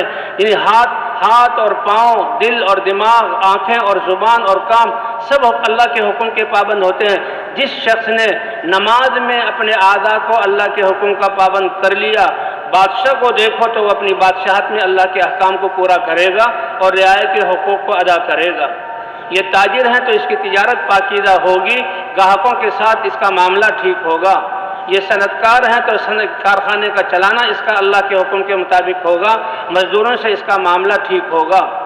اگر یہ زمیندار ہیں تو زمینداری میں اس کے جسم کا استعمال ٹھیک ہوگا کیونکہ نماز اس کی درست ہو گئی، اور اپنے ہاریوں سے اس کا معاملہ ٹھیک ہوگا۔ معاشرے میں پڑوس میں رہ رہا ہے تو اس کا اپنے پڑوسیوں سے، اسی طرح اگر یہ باپ ہے تو اپنے گھر والوں سے، سربراہ ہے تو گھر والوں سے، بیٹا ہے تو اپنے باپ سے، تمام جتنے جسم کے استعمال کے جو ہے راستے ہیں، سب میں اللہ اس کی زندگی کو درست کر دیں گے، کیونکہ اللہ فرماتے ہیں ان الصلاۃ تنہی عن الفحشاء والمنکر، کہ یہ نماز بے حیائی والے کاموں سے اور اللہ کی نافرمانیوں سے روکتی ہے۔ اگر ہم چاہتے ہیں ہمارا سارا معاشرہ ٹھیک ہو جائے، یقین بنا کر مسجدوں میں لانا، مسجد سے تعلق جوڑنا، نمازوں والا بنا دینا، نمازوں کو صحیح کر کے پڑھنے والا بنا دینا، زندگی کے سارے شعبوں میں رونقیں اور برکتیں آ جائیں گی، اور ہمارے سارے تجارت پاکیزہ بن جائے گی، زراعت پاکیزہ بن جائے گی، حکومت پاکیزہ ہو جائے گی، عدالتوں میں انصاف ہوگا، معاشرے میں ہمدردی خیرخواہی ہوگی، اور اسی طرح معاملات ان کے درست ہو جائیں گے، اخلاق ان کے اعلیٰ ہو جائیں گے۔ اس لیے ایمان کے بعد سب سے بڑا حکم اللہ تعالیٰ نے نماز کا دیا۔ ایک شخص تھے، وہ اسلام میں داخل ہوئے، پرانی چوری بھی کرتے تھے، کچھ اور بھی بدعنوانیاں کرتے تھے، تو حضور صلی اللہ علیہ وسلم صحابہ نے عرض کیا یا رسول اللہ فلاں نے کلمہ تو پڑھ لیا لیکن ابھی پرانی عادتیں گئی نہیں۔ حضور نے فرمایا نماز پڑھتا ہے؟ تو انہیں عرض کیا اے اللہ کے رسول نماز پڑھتا ہے۔ فرمایا پھر اطمینان رکھو، یہ نماز اس کی زندگی کو پاکیزہ بنا دے گی۔ صحابہ کہتے ہیں ہم نے اپنی آنکھوں سے دیکھا کہ وہ چند ہی دنوں میں وہ ان کی زندگی پاکیزہ بن گئی۔ اس لیے بھائی اللہ یہ مسلمان اتنا قیمتی ہے، اس کی تربیت اس کی زندگی میں یہ تو ماں کی گود سے ہی شروع ہو جاتی ہے۔ ماں باپ مسلمان ہیں، اللہ نے ان کی گود کو بچے سے بھرا جو ہے کی نعمت سے بھر دیا اور خوشیاں آ گئیں، تو یہ بچہ جو کتنا خوش قسمت ہے جس کے ماں باپ مسلمان ہوں۔ تو سب سے پہلے اس بچے کو ابھی نہلایا، کپڑے پہنائے، آنکھیں کھل نہیں رہی، کانوں سے سن نہیں رہا، ہاتھ ہلا نہیں سکتا، پاؤں پر کھڑا نہیں ہو سکتا، لیکن اذان کے کلمات اس کے کانوں کے ذریعے دل تک پہنچا دیے جاتے ہیں۔ یہ اذان یہ وہ کلمات ہیں، اللہم رب هذه الدعوت التامہ، اے اللہ دعوت تامہ کے مالک اور رب، جتنے نبیوں نے دعوت دی اور دعوت سے حق زندہ ہوا اور حق زندہ ہونے سے دنیا امن کا گہوارہ بنی اور باطل کو اللہ نے توڑا، ان سب کی دعوت کے کلمات کا خلاصہ ہے یہ اذان۔ اور اس بچے کو جو آج آیا ہے ماں باپ کے ایمان والا ہونے کی وجہ سے اب ہماری شریعت میں ہے کہ اس کے کان میں وہ اذان والے کلمات کہے جا رہے ہیں۔ ایک کان میں اذان ہے، دوسرے کان میں اقامت ہے، کہ جب اذان اور اقامت ہو گئی اب نماز کے کھڑے ہونے میں کتنی دیر تمہاری نماز جنازہ پڑھی جائے گی، تو دنیا کی اللہ کیسا کم کر کے بتلا رہے ہیں، اے میرے بندے میرے احکام کو اتنی تھوڑی سی دیر کے لیے ماننا۔ غزوہ بدر کے موقع پر حضور صلی اللہ علیہ وسلم کو بتلایا گیا کہ آپ کو فتح بھی دی جائے گی اور مقابلہ بھی ہوگا۔ پتہ لگا حضور صلی اللہ علیہ وسلم کو کہ ابو سفیان کا لشکر شام سے تجارت کا سامان لا رہا ہے، جن مکے والوں نے 13 سال حضور صلی اللہ علیہ وسلم اور صحابہ پر مشقتوں کے پہاڑ توڑے اور مسلمانوں کی پٹائیاں کی اور ان کے گھروں پر قبضہ کیا اور صحابہ جو ہیں یہ مدینہ منورہ آ گئے، تو ان میں ہر ایک کا اس جہاں تجارت کے قافلے میں جہاں مال ہے اور سامان آ رہا ہے، اور 40 آدمیوں کی تعداد تھی، اور ابو سفیان اس کے جو ہے وہ اس کے نگران تھے، بڑے تھے، لیڈر تھے، اور وہ اس لشکر کو لے کر آ رہے تھے۔ اللہ کے رسول کو بتایا گیا، اللہ کے رسول نے صحابہ سے کہا 313 وہاں پر موجود تھے کہ چلو اس قافلے کو آسانی سے ہم لے لیں گے، کیوں ان کے پاس ہتھیار ہیں، یہ ہتھیار اسلام کے خلاف استعمال ہوں گے، اور یہ وہ لوگ ہیں جنہوں نے ہمیں تکلیفیں دی 13 سال اور ہمارے مال پر قبضہ کیا، تو ہمارا حق بنتا ہے۔ کچھ صحابہ نے یہ بھی کہا یا رسول اللہ اتنی اجازتوں کے گھروں سے تلواریں تو لے آئے، ہم تو نماز پڑھنے آئے تھے، کہ بالکل اجازت نہیں۔ تو کوئی ہتھیار بھی 10 سے زیادہ نہیں تھا، گھوڑا صرف ایک مقداد کے پاس تھا۔ حضور صلی اللہ علیہ وسلم اور اللہ کی طرف سے حکم چلے، لیکن اللہ نے اپنی قدرت کو ظاہر کرنا تھا۔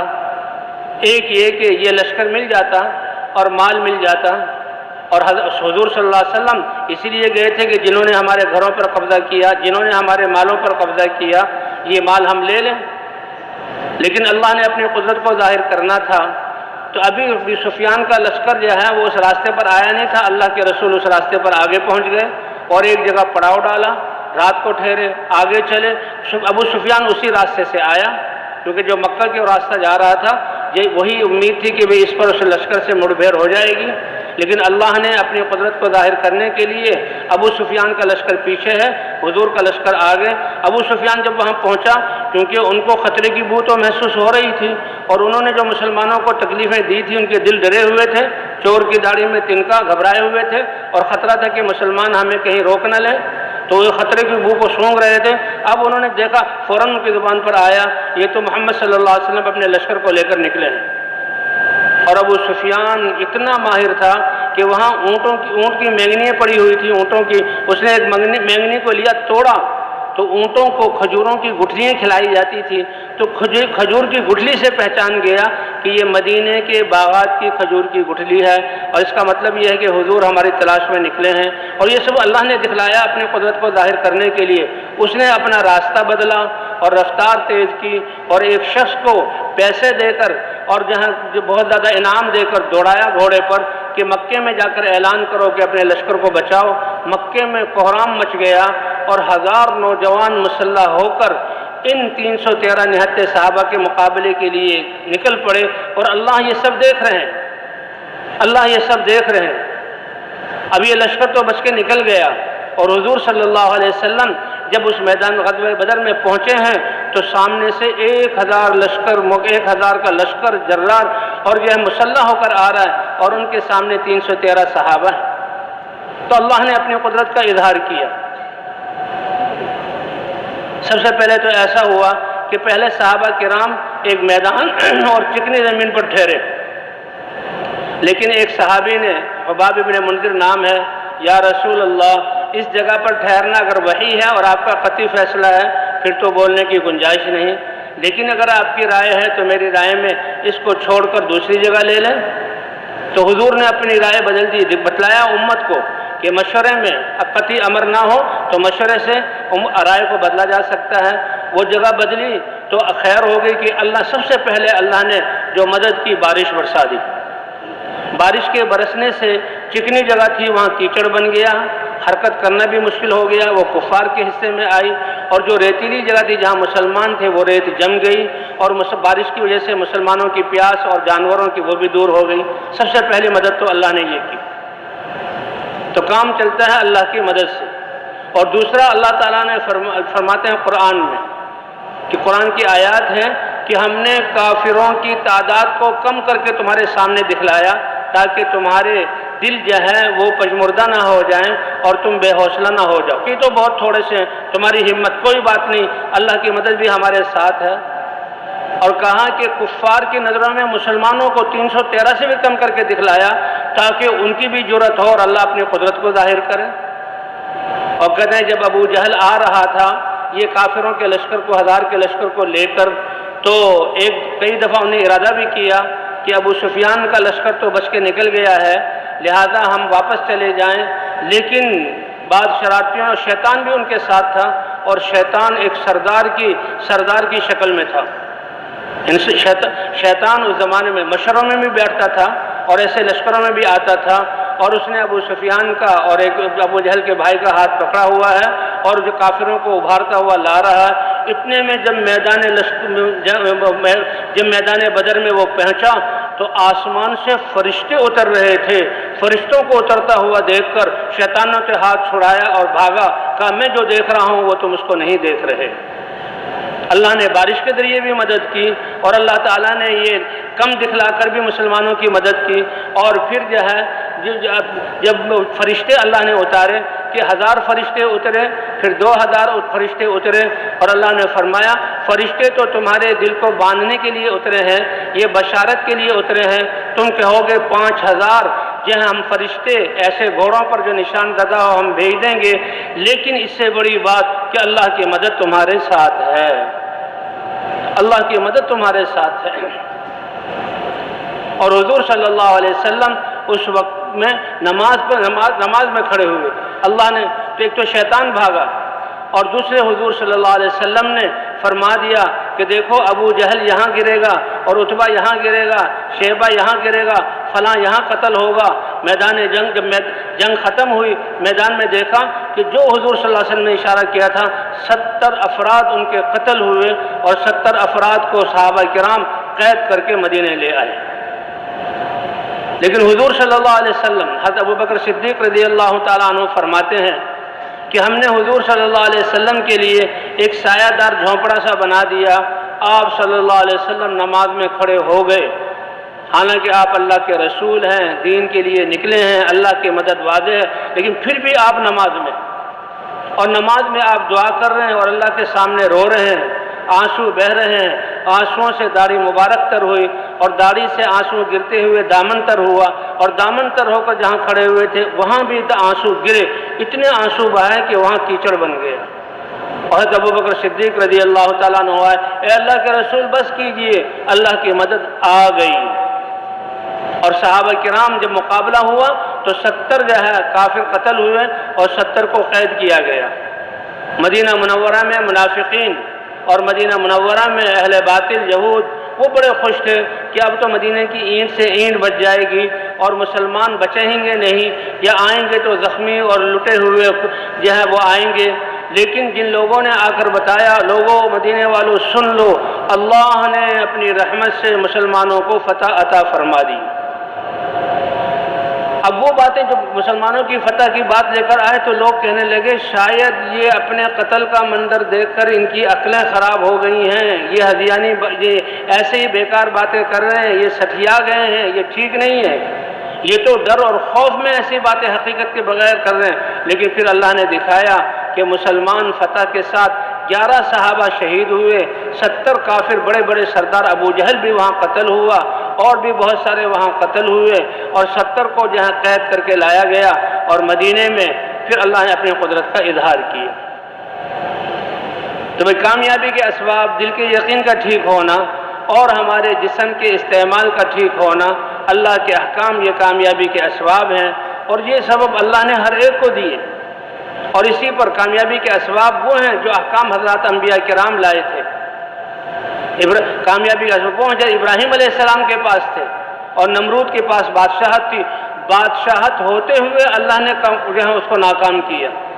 فرعون کو بادشاہ ہوتے ہوئے اللہ نے بحر قلزم میں ڈبویا۔ قارون کا اس کے پاس یہ نہیں کہ اس کو معزول کر دیا گیا تھا، جیل میں ڈال دیا گیا تھا، اس کے ہاتھ میں کچھ نہیں رہا، اب تو تھا وہ یہ کام، نہیں، ان اسباب میں، کیونکہ ان اسباب میں اللہ نے کامیابی رکھی نہیں ہے، ان کے مقابلے میں جو انبیاء تھے ان کے ساتھ یہ نہیں کہ ان کے پاس دنیا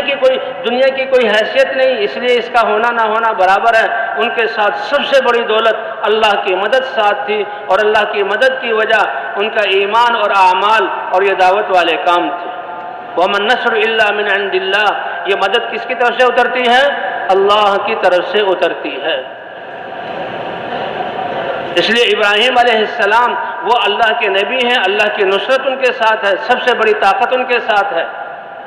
اور ان کے مقابلے میں نمرود، موسیٰ علیہ السلام اللہ کی مدد ان کے ساتھ ہے، وہ بے سہارا نہیں ہیں۔ یہ تو دنیا کے اسباب ہیں جن کو ہم جو ہے ذریعہ سمجھتے ہیں، ان کی کوئی حیثیت نہیں، یہ تو بے جان ہے، ان سے وہ ہوگا جو اللہ چاہیں گے، اور یہی حضرات انبیاء کرام کی دعوت تھی۔ لا الہ الا اللہ کی دعوت کے ذریعے پہلے یقین کو درست کیا جاتا تھا، اور لا الہ الا اللہ کے ذریعے اللہ کی محبت کو غالب کیا جاتا، اللہ کی محبت ساری محبتوں پر غالب ہو جاتی،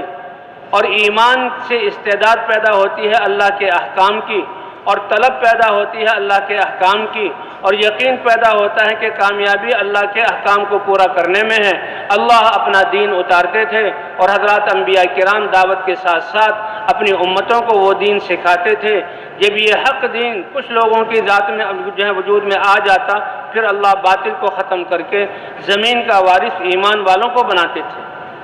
اور اللہ کا یہ وعدہ ہے، وعد اللہ الذین آمنوا منکم وعملوا الصالحات ليستخلفنهم فی الارض،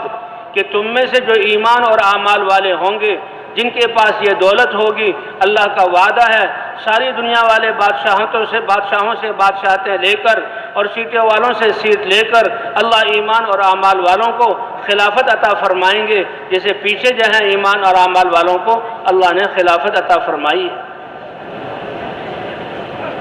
تو اس طرح حضرات انبیاء کرام جب کلمے کی دعوت دیتے تھے، ایمان بنتا تھا، پھر اللہ کا دین اترتا اور دین پر لوگ عمل کرنے والے بنتے۔ اللہ تعالیٰ باطل کے خلاف فیصلہ فرما کر کتنی قوموں کو اللہ نے مٹایا ان حق والوں کے موجود ہونے کی صورت میں،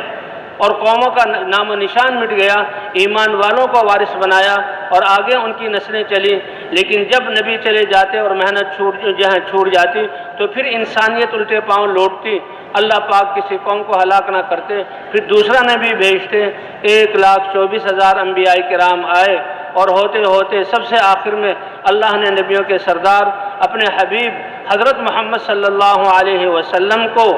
اسی کلمے کی دعوت اور پورا ضابطہ حیات اور وہ اعمال جس سے انسان دنیا آخرت میں کامیاب ہو، یہ دین دے کر بھیجا۔ اس لیے کہ حضرت عیسیٰ علیہ السلام کے بعد حضور صلی اللہ علیہ وسلم تک کوئی قابل ذکر نبی نہیں اس کا ذکر آتا۔ یہ 650 سال کا فاصلہ تھا، انسانیت دین سے بہت ہٹ چکی تھی۔ آپ کے دور کو جاہلیت کا دور کہا جاتا ہے۔ اللہ نے ساری کائنات پر رحمت کرنے کا ارادہ کیا اور اللہ نے انسانوں پر احسان کرنے کا ارادہ کیا، تو حضرت محمد صلی اللہ علیہ وسلم کو اسی کلمے کی دعوت دے کر دنیا کی طرف بھیجا اور اپنا دین قرآن اور احکام کی صورت میں حضور صلی اللہ علیہ وسلم پر اتارا۔ لقد من اللہ علی المؤمنین اذ بعث فیہم رسولا من انفسہم یتلو علیہم آیاتہ ویزکیہم ویعلمہم الکتاب والحکمہ وان کانوا من قبل لفی ضلال مبین۔ اللہ احسان جتلا رہے ہیں کہ یہ احسان تو ساری کائنات اور سارے انسانوں پر ہے، لیکن ایمان والوں نے نفع اٹھایا تو ان کی عظمت کو ظاہر کرنے کے لیے اللہ نے ان کا ذکر قرآن پاک میں کیا کہ یہ ایمان کتنی بڑی دولت ہے۔ کہتے ہیں سورہ کہف کی پہلی 10 آیتیں آخری 10 آیتیں پڑھے تو اللہ تعالیٰ اس پڑھنے والوں کو دجالی فتنوں سے بچائیں گے۔ اور سورہ کہف میں کیا ہے کہ چند نوجوانوں کا ذکر ہے شروع میں کہ جو اپنے ایمان کی حفاظت کے لیے انہوں نے اپنے عہدے اور مرتبے اور شاہی آسائشوں کو چھوڑا، اللہ نے ان کے لیے اپنی قدرت کا اظہار کیا۔ وہ کتنے ہیں؟ 6 تھے اصل،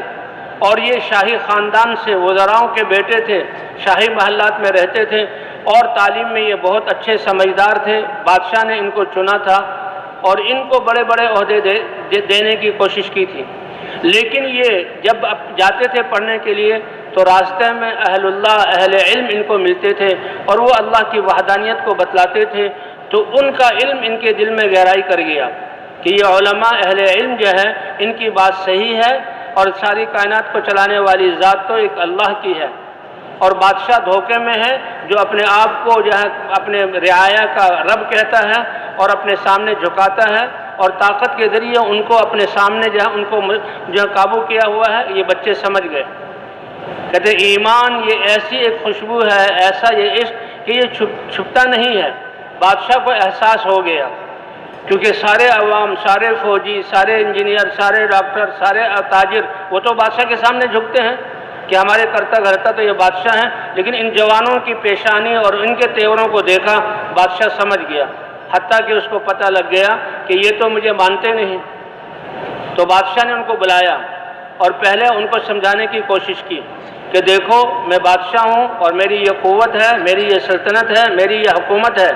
یہ کمزور سے سہارے جن پر دنیا والے سہارا کرتے ان سے ڈرانا چاہا، لیکن جس کے دل میں اللہ کی ذات کا یقین آ گیا ساری دنیا کی طاقتیں ان کے سامنے ہیچ ہو جاتی ہیں۔ کہا دیکھو تمہاری یہ سارے جہاں آسائشیں جائیں گی اور سارے مرتبے جائیں گے تو مجھے مان لو۔ انہوں نے کہا نہیں، ہم تو ایک اللہ پر ایمان لے آئے، وہی سب کچھ کرنے والا ہے۔ بادشاہ نے پہلے ان کو لالچ بھی دیا اور پھر بادشاہ نے دھمکی دی کہ دیکھو پھر میں تمہیں ایسی سزائیں دوں گا کہ تمہاری نسلیں یاد رکھیں گی۔ اس پر یہ نوجوان الگ ہوئے اور کہا کہ ہم نوجوان اور بچے ہیں، کہیں بادشاہ ہمیں تکلیفیں دے کر مجبور نہ کر دے، ہماری زبان سے ہمارے رب کے بارے میں گستاخی نہ ہو جائے، اس لیے اپنے ایمان کی حفاظت کے لیے نکل جاؤ۔ اللہ نے یہ واقعہ قرآن پاک میں ذکر کیا کہ وہ 6 نوجوان اپنے ایمان کی حفاظت کے لیے کہ وقتی طور پر تو بادشاہ کی پکڑ اور غصے سے بچے، آگے اللہ راہ نکالے گا، پھر اللہ نے عجیب ایسی راہ دکھلائی کہ وہ ایک نمونہ بنا کائنات کے لیے۔ اب یہ 6 لوگ اپنے ایمان کی حفاظت کے لیے جا رہے تھے، 6 نوجوان۔ راستے میں ایک چرواہا بکریاں چرا رہا تھا اور وہ بڑا سلیم الطبع تھا۔ اس نے دیکھا یہ 6 نوجوان تو بڑے نازک اور نفیس اور شاہی خاندان کے لوگ ہیں، یہ جنگل کی طرف کہاں جا رہے ہیں؟ پوچھا کیا بات ہے، آپ لوگ اکٹھے ہو کے کہاں جا رہے ہیں؟ انہوں نے کہا بات یہ ہے کہ ہمیں تو اللہ نے ایمان عطا کیا، ہم نے اللہ کو پہچانا، ہم اپنے ایمان کی حفاظت کے لیے جا رہے ہیں، اس لیے سب کچھ چھوڑ دیا۔ تو کہنے لگا آپ تو بہت عظیم لوگ ہیں، آپ کا ساتھ رہنا تو میری سعادت۔ اس نے بھی اپنی بکریاں چھوڑ دی اور وہ جو ہے ان کے ساتھ ہو گیا۔ ساتھ میں یہ اب یہ گڈریا تھا، چرواہا تھا، اس کا کتا بھی اس کے ساتھ ہو گیا۔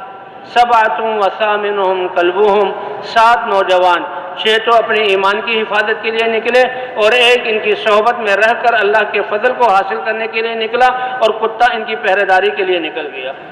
اللہ اکبر! اللہ نے اپنی قدرت کا کیا اظہار کیا۔ ایک غار آئی، یہ غار میں گئے کہ بھئی چلتے چلتے بہت تھک گئے ہیں، سانس چڑھ گیا ہے، تھوڑا سا آرام کر لو، تھکاوٹ دور ہو تو پھر اگلا جہاں سوچیں گے۔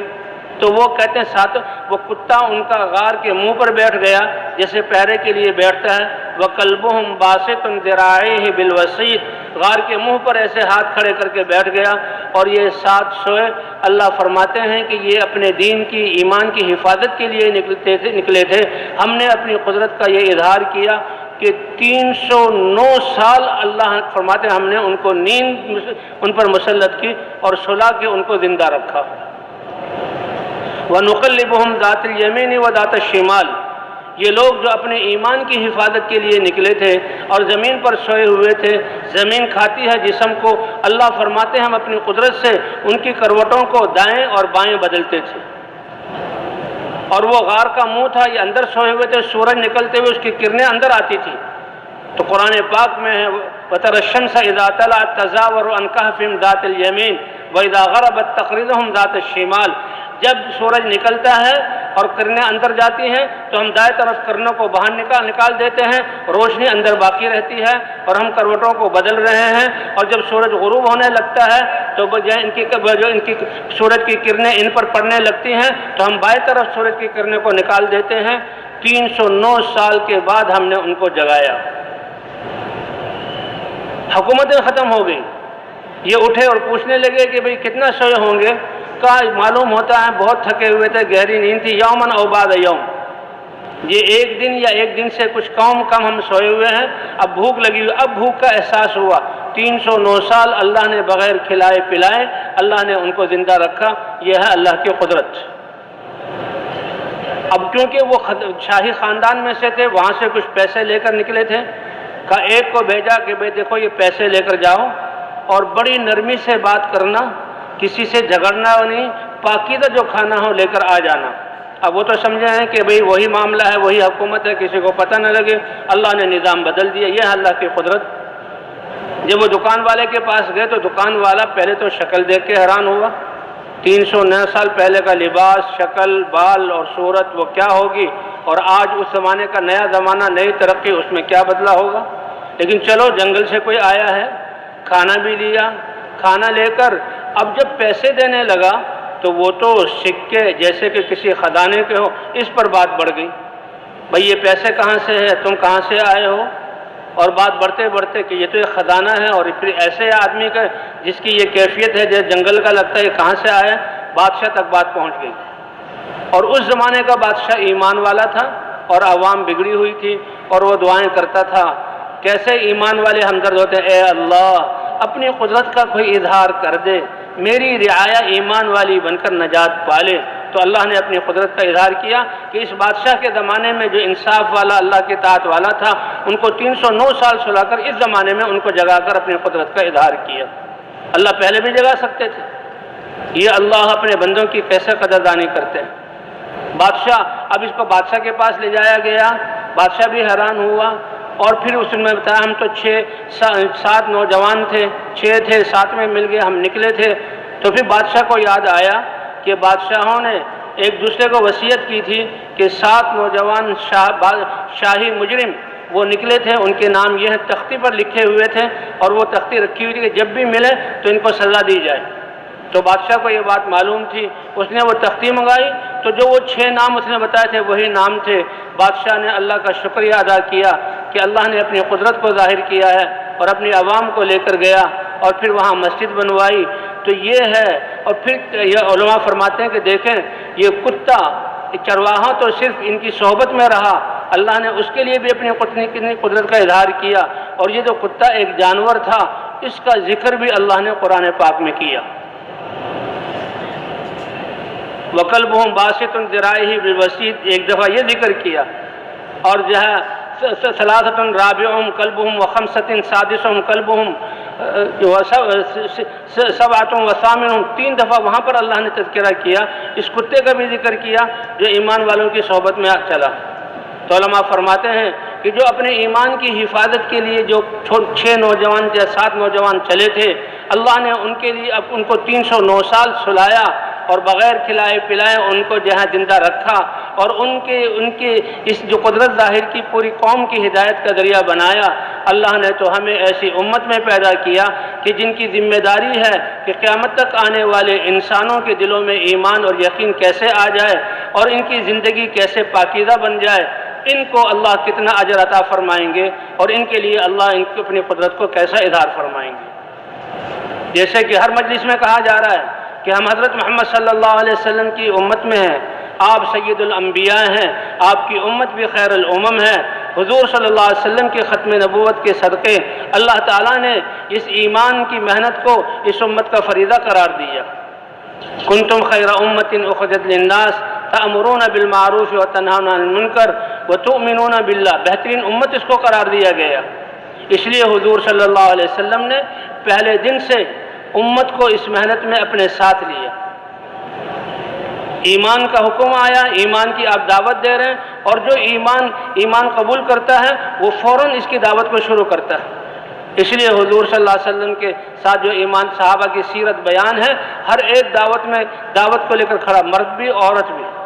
حضور صلی اللہ علیہ وسلم نے حضرت خدیجہ رضی اللہ تعالیٰ عنہ کو سب سے پہلے گھر والوں میں دعوت دی، اے خدیجہ لات اور عزیٰ سے برات ظاہر کرو اور اشہد ان لا الہ الا اللہ اشہد ان محمد رسول اللہ اس کی گواہی دو۔ حضرت خدیجہ رضی اللہ تعالیٰ عنہ نے عرض کیا، اے اللہ کے رسول، آپ اپنے اتنے بڑے کام کی ابتدا میری ذات سے کر رہے ہیں، تو اس لیے میں اس سعادت کو حاصل کرتی ہوں اور فوراً لا الہ الا اللہ کی گواہی دیتی ہوں۔ انت اول من یدعو وانا اول من یستجیب،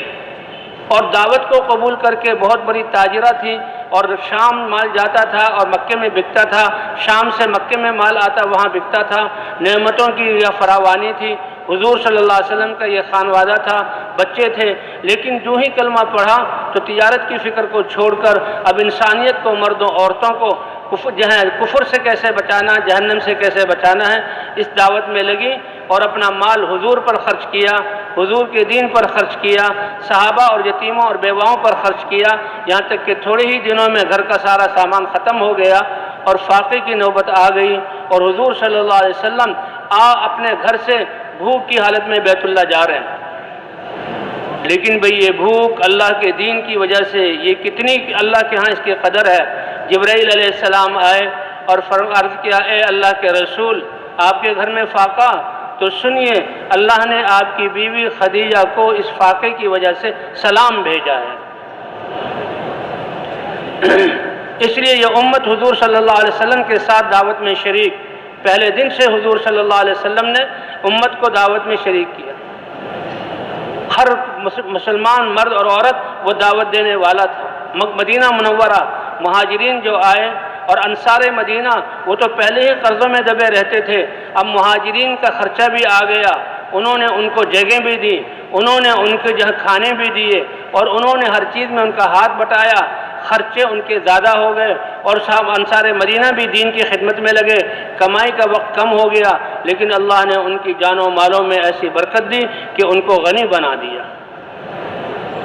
اور 10 سال کی مدینہ منورہ کی زندگی میں حضور نے صحابہ کو اپنے گھروں کو مرتب کرنے اور گھروں کو بنانے کے لیے نہیں چھوڑا، بلکہ 100 سفر صحابہ سے کروائے ہیں، اس زمانے کے سفر کہ صحابہ کرام اس دین کی محنت کو لے کر نکلتے تھے۔ اس دعوت والی محنت کی وجہ سے نماز جیسی دولت ملی، نماز والے صحابہ کرام بنے اور ان کے ہر شعبے میں اللہ کے احکام زندہ ہوئے، ان کی تجارتیں پاکیزہ ہوئی، ان کی جو ہے فیصلوں میں اللہ کے احکام آئے، اور ایسے کہ ان کے اعمال کی وجہ سے اعمال وہ انسانیت کے لیے ہدایت کا ذریعہ بنے۔ وہ صحابہ کرام میدانوں میں اتر کر کہتے تھے ہماری زندگی دیکھ لو اور ہم جیسے ہو جاؤ، اور واقعی ان کی زندگی کو دیکھ کر قوموں کی قومیں بدلی اور دین اسلام میں آئی۔ حضرت جریر رضی اللہ تعالیٰ عنہ کا واقعہ ہے کہ ان کی تجارت کیسی پاکیزہ تھی۔ ان کو ایک گھوڑے کی ضرورت تھی، غلام کو لے کر جو ہے وہ بازار میں آئے، غلام سے کہا دیکھو کوئی گھوڑے کا تاجر گھوڑا بیچنے والا آئے تو اچھا گھوڑا اگر ہو تو خرید لینا، اور میں ذرا اپنی ضرورتیں پوری کر آؤں۔ وہ اپنی پوری ضرورت کو پورا کرنے گئے، بعد میں آئے تو دیکھا بہت عمدہ گھوڑا کھڑا ہوا ہے اور غلام جو ہے گھوڑے کو تھامے ہوئے ہے، اور اس گھوڑے کا مالک بھی ہے۔ حضرت جریر کیونکہ سردار تھے اور بڑے شہ سوار تھے اور گھوڑوں کی نسلوں کو اور قیمتوں کو جانتے تھے، غلام سے پوچھا کہ یہ گھوڑا کتنے کا خریدا؟ کہ 400 درہم کا، 400 چاندی کے سکوں کا خریدا ہے۔ حضرت جریر سمجھ گئے کہ اس کے مالک کو اس گھوڑے کی قیمت معلوم نہیں، یہ تو سادہ آدمی ہے 400 میں بیچ رہا ہے۔ اب بات تو تھی، بڑے خوش ہو جاتے ہیں اور اپنے غلام کو بڑی شاباش دیتے ہیں، اور بالکل یہ جائز سودا ہے، مالک اپنی خوشی سے بیچ رہا ہے، کوئی اس میں خرابی نہیں۔ لیکن اللہ اکبر کیا دل کے جذبات تھے، وہ اس مالک سے کہتے ہیں ارے بھائی 400 کا تو نہیں ہے گھوڑا، وہ سمجھا شاید کم کرائیں گے، وہ بھی تیار ہو گیا ہو کہ شاید کچھ کم کر دیں گے، نہیں کیا تم 500 کا بیچو گے؟ وہ حیران ہو گیا کہ یہ کیا بات کہ خریدنے والا 100 درہم اور زیادہ، وہ کہنے لگا جی میں تو 400 پہ تیار تھا، 500 میں لے لیجئے۔ کہ نہیں بھائی نہیں، 500 میں نہیں، میں اس کو 600 میں لوں گا۔ وہ 600 پر تیار ہوا، ابے بھائی 600 پہ تیار ہو گئے، میں تمہیں 700 دوں گا۔ 700 پہ تیار ہو گیا تو 800 پر اس کو راضی کیا اور 800 درہم اس کو دیے، اور فرمایا کہ ہم نے اسلام پر حضور سے بیعت کی تھی اور ہم نے انسانوں کی ہمدردی خیر خواہی پر بیعت کی تھی، اس بیچنے یہ دیہات کا آدمی ہے، اس کی خیر خواہی یہ ہے کہ اس کا گھوڑا 800 درہم کا ہے تو میں اس کو 800 درہم عطا کروں۔ ایسی پاکیزہ تجارت ان کی بنی، ایسی پاکیزہ تجارت ان کی بنی۔ ان کی زندگی میں جو ہے یہ اللہ کا دین زندہ ہوا۔ حضرت علی رضی اللہ تعالیٰ عنہ کے بارے میں آتا ہے کہ حضرت علی رضی اللہ تعالیٰ عنہ بازار سے گزر رہے تھے، ایک یہودی کے پاس ایک زرہ دیکھی، فوراً یاد آ گیا یہ تو میری وہ زرہ ہے جو بہت پہلے گم گئی تھی، تو یہ یہودی کے پاس ہے،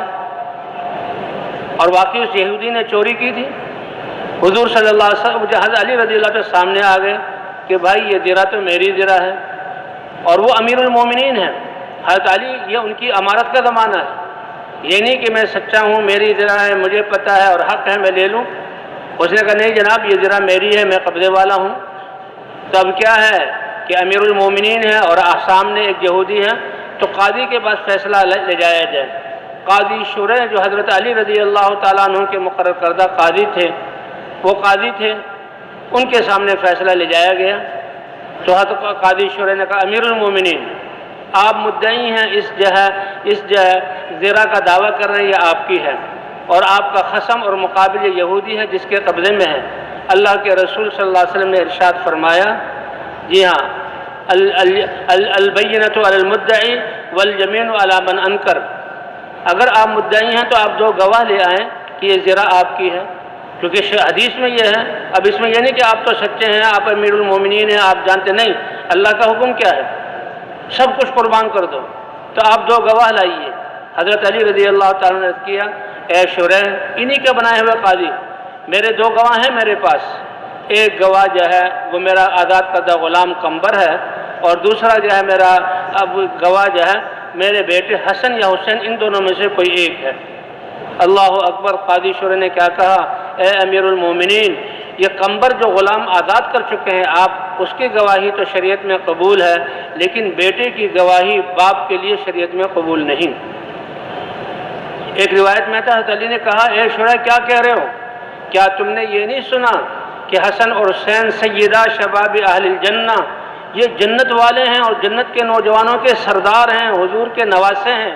کہ نہیں، شریعت کا حکم یہ ہے کہ بیٹا جو بھی ہو باپ کے لیے گواہی دے، قبول نہیں۔ حضرت علی نے کہا ٹھیک ہے، جو اللہ کا حکم ہے، اللہ کے رسول کا سر آنکھوں پر، اور جب میں گواہ پورے نہیں کر سکا تو یہ جو فیصلہ اس یہودی کے لیے ہے۔ یہ یہودی سارا ماجرا دیکھ رہا تھا، یہ منظر امیر المومنین ان کا کیا جہاں بنایا ہوا قاضی، اور پھر یہ فیصلہ جو شریعت کے احکام، حق کچھ اور ہے لیکن فیصلہ جو شریعت کے احکام اس کے مطابق، تو وہ فوراً کہنے لگا اشہد ان لا الہ الا اللہ واشہد ان محمدا عبدہ ورسولہ۔ اگر ایسے انصاف والا فیصلہ ہے اور اللہ کے جو احکام ہیں اس کی ایسی تدبیر تو میں ایمان لاتا ہوں۔ اور کہا اے علی، واقعی یہ زرہ تم سے گر گئی تھی اور میں نے اس کو چھپا لیا تھا، یہ زرہ تمہاری زرہ ہے، اب میں سچ بتاتا ہوں اور میں مسلمان ہو گیا ہوں۔ جب مسلمان ہوئے حضرت علی نے اس کو گلے لگایا اور کہا جب اب تم مسلمان ہو گئے تو ہمارے بھائی ہو، یہ زرہ بھی تمہیں ہدیہ کرتا ہوں اور اس زرہ کے ساتھ ایک گھوڑا بھی تمہیں عطا کرتا ہوں۔ تو بھئی ایسے معاشرہ اور ایسے احکام اور ایسے انصاف اسلام کا کہ مسلمان ان احکام پر آ جائے تو ان کی زندگی ہدایت کا ذریعہ بن جائے۔ حضور صلی اللہ علیہ وسلم والے اخلاق، ایک اہل کتاب میں سے ایک شخص آیا اور اس نے دیکھا حضور صلی اللہ علیہ وسلم کو پیسوں کی کوئی ضرورت ہے، حضور صلی اللہ علیہ وسلم کو کچھ چیز جہاں دے دیا، کھجوریں دی یا کھجوریں شاید دی، اور وقت مقرر ہو گیا کہ اتنے عرصے کے بعد آپ یہ کھجوریں مجھے واپس کر دیں گے۔ حضور نے فرمایا ٹھیک ہے، لیکن ابھی وہ وقت پورا آیا نہیں تھا، وہ جو مدت تھی وہ پوری گزری نہیں، وہ وقت آیا نہیں تھا کہ وہ آ گیا، اور حضور صلی اللہ علیہ وسلم کے ساتھ جھگڑنے لگا اور آپ کے بارے میں تم جو ہے آل عبد المطلب ہو، ہمیشہ ٹال مٹول کرتے ہو، حق والوں کا حق ادا نہیں کرتے، ایسی باتیں کہنے لگا۔ حضرت عمر رضی اللہ تعالیٰ عنہ کی تو آنکھیں گھوم گئی اور غصے میں آئے، یا رسول اللہ اجازت دیجیے اس کی گردن اڑا دوں۔ حضور صلی اللہ علیہ وسلم نے فرمایا اے عمر ایسا نہیں، یہ حق والا ہے اور حق والے کو بات کرنے کی گنجائش ہے، تم مجھ سے یہ کہو اے اللہ کے رسول اس کا جو قرضہ ہے اس کو ادا کر دیجئے۔ ہاں اس کو اتنا کہہ سکتے ہو او بھائی مانگنے میں ذرا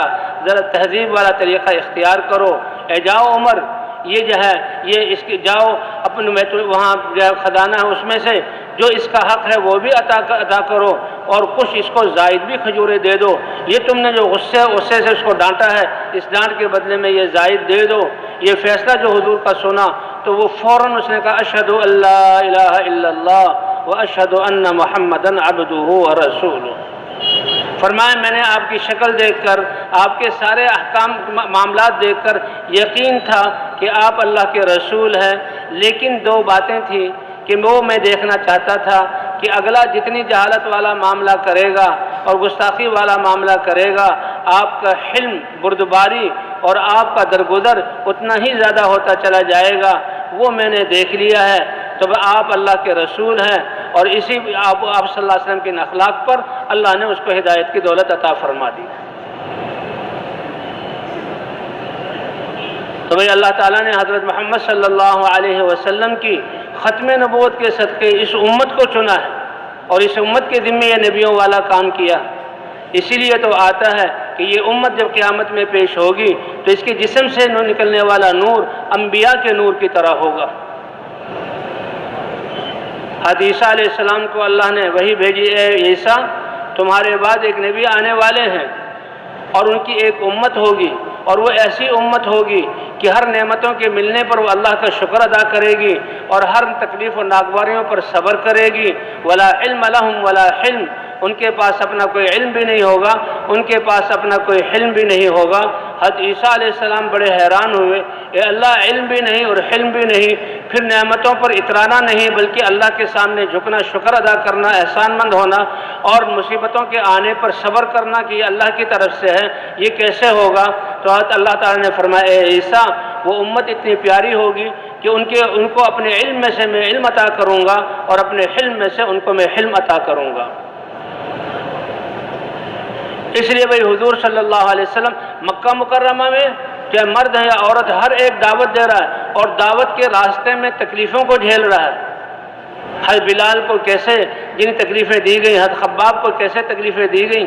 ہر زنیدہ کو کیسے پیٹا گیا، سمیہ نے شہادت حاصل کی اور مدینہ منورہ میں آ کر انصار اور مہاجرین سب کے سب اللہ کے راستے میں نکل رہے ہیں، اور اللہ تعالیٰ نے حضور صلی اللہ علیہ وسلم نے 100 سفر اس دین کے پیغام کو پہنچانے کے کروائے، اور حضور صحابہ کے لیے سب سے بڑی قربانی مدینے جیسے شہر کو چھوڑنا،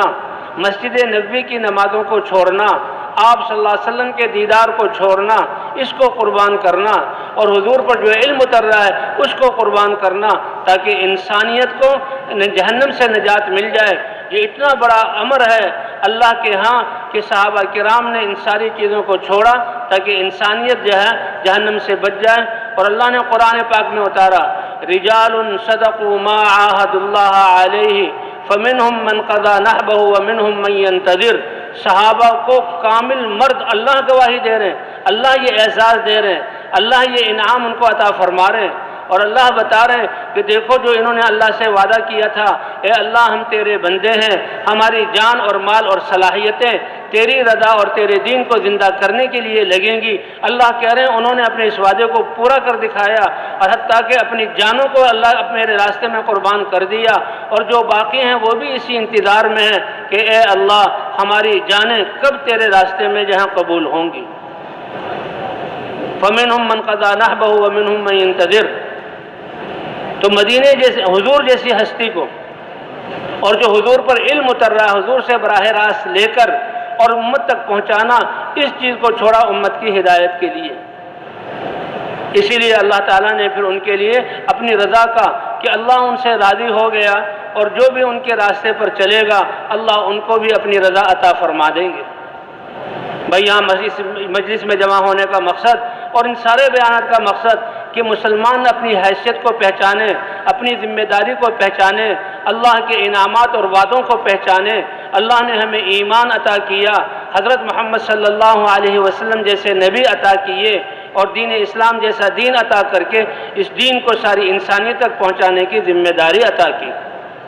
آپ صلی اللہ علیہ وسلم نے فرمایا، انا حظکم من النبیین۔ قیامت میں جو نسبت چلے گی ملکوں کی، زبانوں کی، علاقوں کی، بادشاہتوں کی، قبائل کی نہیں، قیامت میں ساری نسبتیں ختم۔ قیامت میں نسبت کون اللہ کا بندہ ہے اور کون کس امت میں ہے۔ فرمایا سارے انبیاء کی امتیں ان کے ساتھ ہوں گی، اور اے میرے امتی تم کتنے خوش قسمت ہو، تمہاری نسبت حضرت محمد صلی اللہ علیہ وسلم کے ساتھ ہوگی۔ انا حظکم من النبیین، میں نصیبہ ہوں تمہارا، کیونکہ حضور صلی اللہ علیہ وسلم سید الانبیاء، اللہ کے حبیب حضرت محمد صلی اللہ علیہ وسلم سرور کائنات، کہاں ہے ان کی امت؟ اور پھر حضور صلی اللہ علیہ وسلم نے فرمایا میرے لیے بھی بڑی نصیبی کی بات ہے، انتم حظی من الامم، کہ امتیں پہلے نبیوں کو بھی اللہ نے دی، لیکن جو سب سے بہترین امت تھی اللہ کے ہاں، اللہ نے وہ امت مجھے عطا کی، اور ان کا سب سے بہتر ہونے کی وجہ کہ نبیوں والا کام اس امت کو ملا۔ اللہ کے رسول بھی فخر فرما رہے ہیں، اور اللہ بھی کہہ رہے ہیں کنتم خیر امت اخرجت للناس، تم بہترین امت ہو، سارے انسانوں کی نفع رسانی کے لیے نکالے گئے ہو۔ جیسے شروع میں عرض کیا گیا کہ انسان کی کامیابی کے اسباب اللہ نے سب کو برابر دیے، کہ دل میں ایمان کیسے پختہ ہو جائے، اور جسم سے متعلق جو احکام ہیں وہ احکام انسان پورا کرنے والا بن جائے۔ یہ ایسا سرمایہ ہے جو ہر وقت انسان کے ساتھ ہے، اور انسان اعمال کی ایسی مشین ہے کہ ہر وقت اس سے اعمال صادر ہوتے ہیں۔ دعاؤں کی قوت اور نمازوں کی قوت سے آسمانوں سے ان کے لیے فرشتے اتریں گے، اور ان کی دعاؤں پر بادل آ کر بارشیں برسائیں گے، ان کی دعاؤں پر اللہ فرشتوں کو اتاریں گے، اور ان کی دعاؤں پر اللہ اپنی قدرت سے ان کے کاموں کو بنائیں گے۔ اللہ تعالیٰ نے ہمیں، اور یہ پھر ایسا سرمایہ ہے ہر وقت انسان کے ساتھ ہے، اور پھر یہ ایسی مشین ہے ہر وقت ایک وقت میں کتنے اعمال یہ کر سکتا ہے۔ نہ کوئی چور اس پہ چوری کر سکتا ہے، نہ کوئی ڈاکو اس پہ ڈاکہ ڈال سکتا ہے، نہ کوئی امیگریشن والے اس کو روک سکتے ہیں، حتیٰ کہ قبر میں بھی یہ اعمال ساتھ جائیں گے، اور میدان حشر میں بھی یہ اعمال ساتھ ہوں گے، اور اس کے اعمال کے نور کی وجہ سے قیامت والے پہچانیں گے کہ یہ جو ہے یہ ذکر والے لوگ ہیں، اور یہ جو ہے نمازوں والے لوگ ہیں، اور اس امت کا نور نبیوں کے نور کی طرح ہوگا کہ یہ حضرت محمد صلی اللہ علیہ وسلم کی امت ہے، اور یہ تو انسانیت کو دعوت دینے والے یہ لوگ ہیں۔ یہ حضور نے فرمایا کہ خیر امت جو اللہ نے بنائی وہ مجھے عطا فرمائی، یہ میرا نصیبہ ہے۔ اور حضرت عمر رضی اللہ تعالیٰ عنہ نے فرمایا کہ دیکھو اللہ نے اس میں خیر امت کا لقب ہمیں عطا کیا، اس کے لیے ایک شرط لگائی ہے، جو اس شرط کو پورا کرے گا وہ اس لقب سے ملقب ہو کر اس سرفرازی کو حاصل کرے گا کہ تم سب بہترین امت اور ساری انسانیت کے لیے نکالے گئے، تم نیکی کا حکم کرتے ہو، برائیوں سے روکتے ہو۔ تو اس لیے حضور صلی اللہ علیہ وسلم نے بھی کہ اللہ کے راستے میں نکلنے کے فضائل، ایک دفعہ صحابہ رات کے وقت جو حضور صلی اللہ علیہ وسلم نے تشکیل کی تو صحابہ پوچھنے لگے یا رسول اللہ، اس زمانے کے اندھیرے، اس زمانے کے راستے نشب افراد والے، اس زمانے کے راستوں کے خطرات کہ سورج جو نکلے کچھ روشنی ہو جائے، چاند نہ ہو جائے تو نکلے، یا رسول اللہ ہم راتوں ہی کو اللہ کے راستے میں نکل جائیں یا ہم صبح کو نکلیں؟ تو حضور صلی اللہ علیہ وسلم نے یہ نہیں کہا کہ ابھی نکل جاؤ، بلکہ فضیلت کے ذریعے ان کو، کیا اے میرے صحابہ تم یہ نہیں چاہتے کہ یہ رات بھی جنت کے باغوں میں سے کسی باغ میں تمہاری گزرے؟ صحابہ کرام سمجھ گئے کہ حضور صلی اللہ علیہ وسلم راتوں کو نکلنا پسند کرتے ہیں، تو وہ رات کو ہی نکل گئے، کیونکہ رات کا پہلے نکل جانا رات کا یہ کتنا بڑا اجر دلائے گا۔ اس کے لیے حضرت عبداللہ بن رواحہ رضی اللہ تعالیٰ عنہ کا قصہ ہے کہ حضور صلی اللہ علیہ وسلم نے ایک لشکر، اور پہلی دفعہ یہ روم کے مقابلے میں 3000 کا لشکر کا اس کے امیر زید بن حارثہ ہوں گے، اگر وہ شہید ہو جائیں تو پھر جعفر ابن ابی طالب ہوں گے، اگر وہ شہید ہو جائیں تو عبداللہ بن رواحہ امیر ہوں گے، اگر وہ شہید ہو جائیں تو مسلمان کسی کو امیر بنا لیں۔ اب جب وہ جمعے کا دن تھا اور حضور جماعت کو ہدایت دے کر روانہ کر رہے تھے، صبح کو روانہ کر رہے تھے، ایک اسرائیلی نے عبداللہ بن رواحہ سے کہا تم تو شہید ہو جاؤ گے، تو یہ خوش ہے۔ زید بن حارثہ بھی جا رہے ہیں کہ اللہ کے رسول نے کہا اللہ میری جان قبول فرما لیں گے۔ جعفر ابن ابی طالب بھی جا رہے ہیں، اور عبداللہ بن رواحہ کو اس اسرائیلی نے کہا تم تو اللہ کے راستے میں شہید ہو جاؤ گے، واپس نہیں آؤ گے۔ اب ان کے دل میں یہ خیال آیا کہ شہید تو ہونا ہے، سفر ہے مہینے کا، اور چند گھنٹوں کے بعد جمعے کی نماز، مسجد نبوی، حضور کا خطبہ، حضور کے پیچھے نماز، دعا، تو وہ رک گئے۔ حضور نے جمعہ پڑھایا، اور جمعہ پڑھا کر جب متوجہ ہوئے اب صحابہ کی طرف تو ابن رواحہ کو دیکھ لیا، کسی سے کچھ نہیں کہا، اے ابن رواحہ تمہیں کس چیز نے روکا اللہ کے راستے میں صبح کو نکلنے سے؟ یا رسول اللہ لأجمع معک، آپ کے پیچھے جمعہ پڑھنے کے لیے میں روکا ہوں۔ کہا کتنا پیچھے رہ گئے؟ کہ یا رسول اللہ آدھا دن تو ہے، سواری بالکل تیار ہے، بس جمعہ پڑھ لیا اور کوئی غرض نہیں تھی، سوار ہوں گا، تیز دوڑاؤں گا، ایڑ ماروں گا اور رات تک اپنے ساتھیوں سے مل جاؤں گا، ساتھیوں کے ساتھ، لیکن آدھا دن وہ پہلے نکل گئے اور میں آدھا دن بعد میں جا رہا ہوں، یہ مسجد نبوی کی نماز کی فضیلت حاصل کرنے کے لیے۔ حضور نے ان کو شاباش نہیں دی، اور حضور نے یہ نہیں کہا واہ تم نے تو کمال کیا، یہ بھی ثواب لے لیا اور پھر اللہ کے راستے میں بھی تم بر وقت ان کو پہنچ جاؤ گے۔ حضور نے فرمایا تم آدھے دن پیچھے رہ گئے ہو گے، جی ہاں سن لو، لو انفقت ما فی الارض جميعا ما ادرکت غدوتهم، اگر تم دروئے زمین کے سارے خزانوں کے مالک بن کر اللہ کی راہ میں نفلی صدقہ کر دو، خرچ کر دو، اس ثواب کو تمہارے ان اعمال کے ثواب سے ملا دیا جائے تو وہ آدھا دن جو پہلے نکلے ہیں مجھے چھوڑ کر، یہاں کی نماز کو چھوڑ کر، تم ان کے آدھے دن کے ثواب کی ذاتی کو پا نہیں سکتے۔ اس لیے بھئی یہ اعمال ہیں جو ہمارا سرمایہ ہے، اللہ کے راستے میں نکلنا، جس کو اللہ نے اپنے دین کی مدد قرار دیا، کتنا بڑا اعزاز ہے۔ حضرت مولانا الیاس صاحب رحمۃ اللہ علیہ، لوگ ان کے پاس آتے تھے کہ جی سود ہم پر غالب آ گیا، ہم بنیوں کے شکنجے میں پھنس گئے، کہ اللہ کے راستے میں نکل جاؤ۔ ایک آیا کہ جی بچے بیمار ہیں، گھر والے بیمار، اللہ کے راستے میں نکل جاؤ۔ یقین تھا الحمدللہ وہ لوگ اللہ کے راستے میں نکلے، انسانوں کی نظروں میں ناممکنات مشاکل میں سے اللہ نے ان کو نکالا ہے،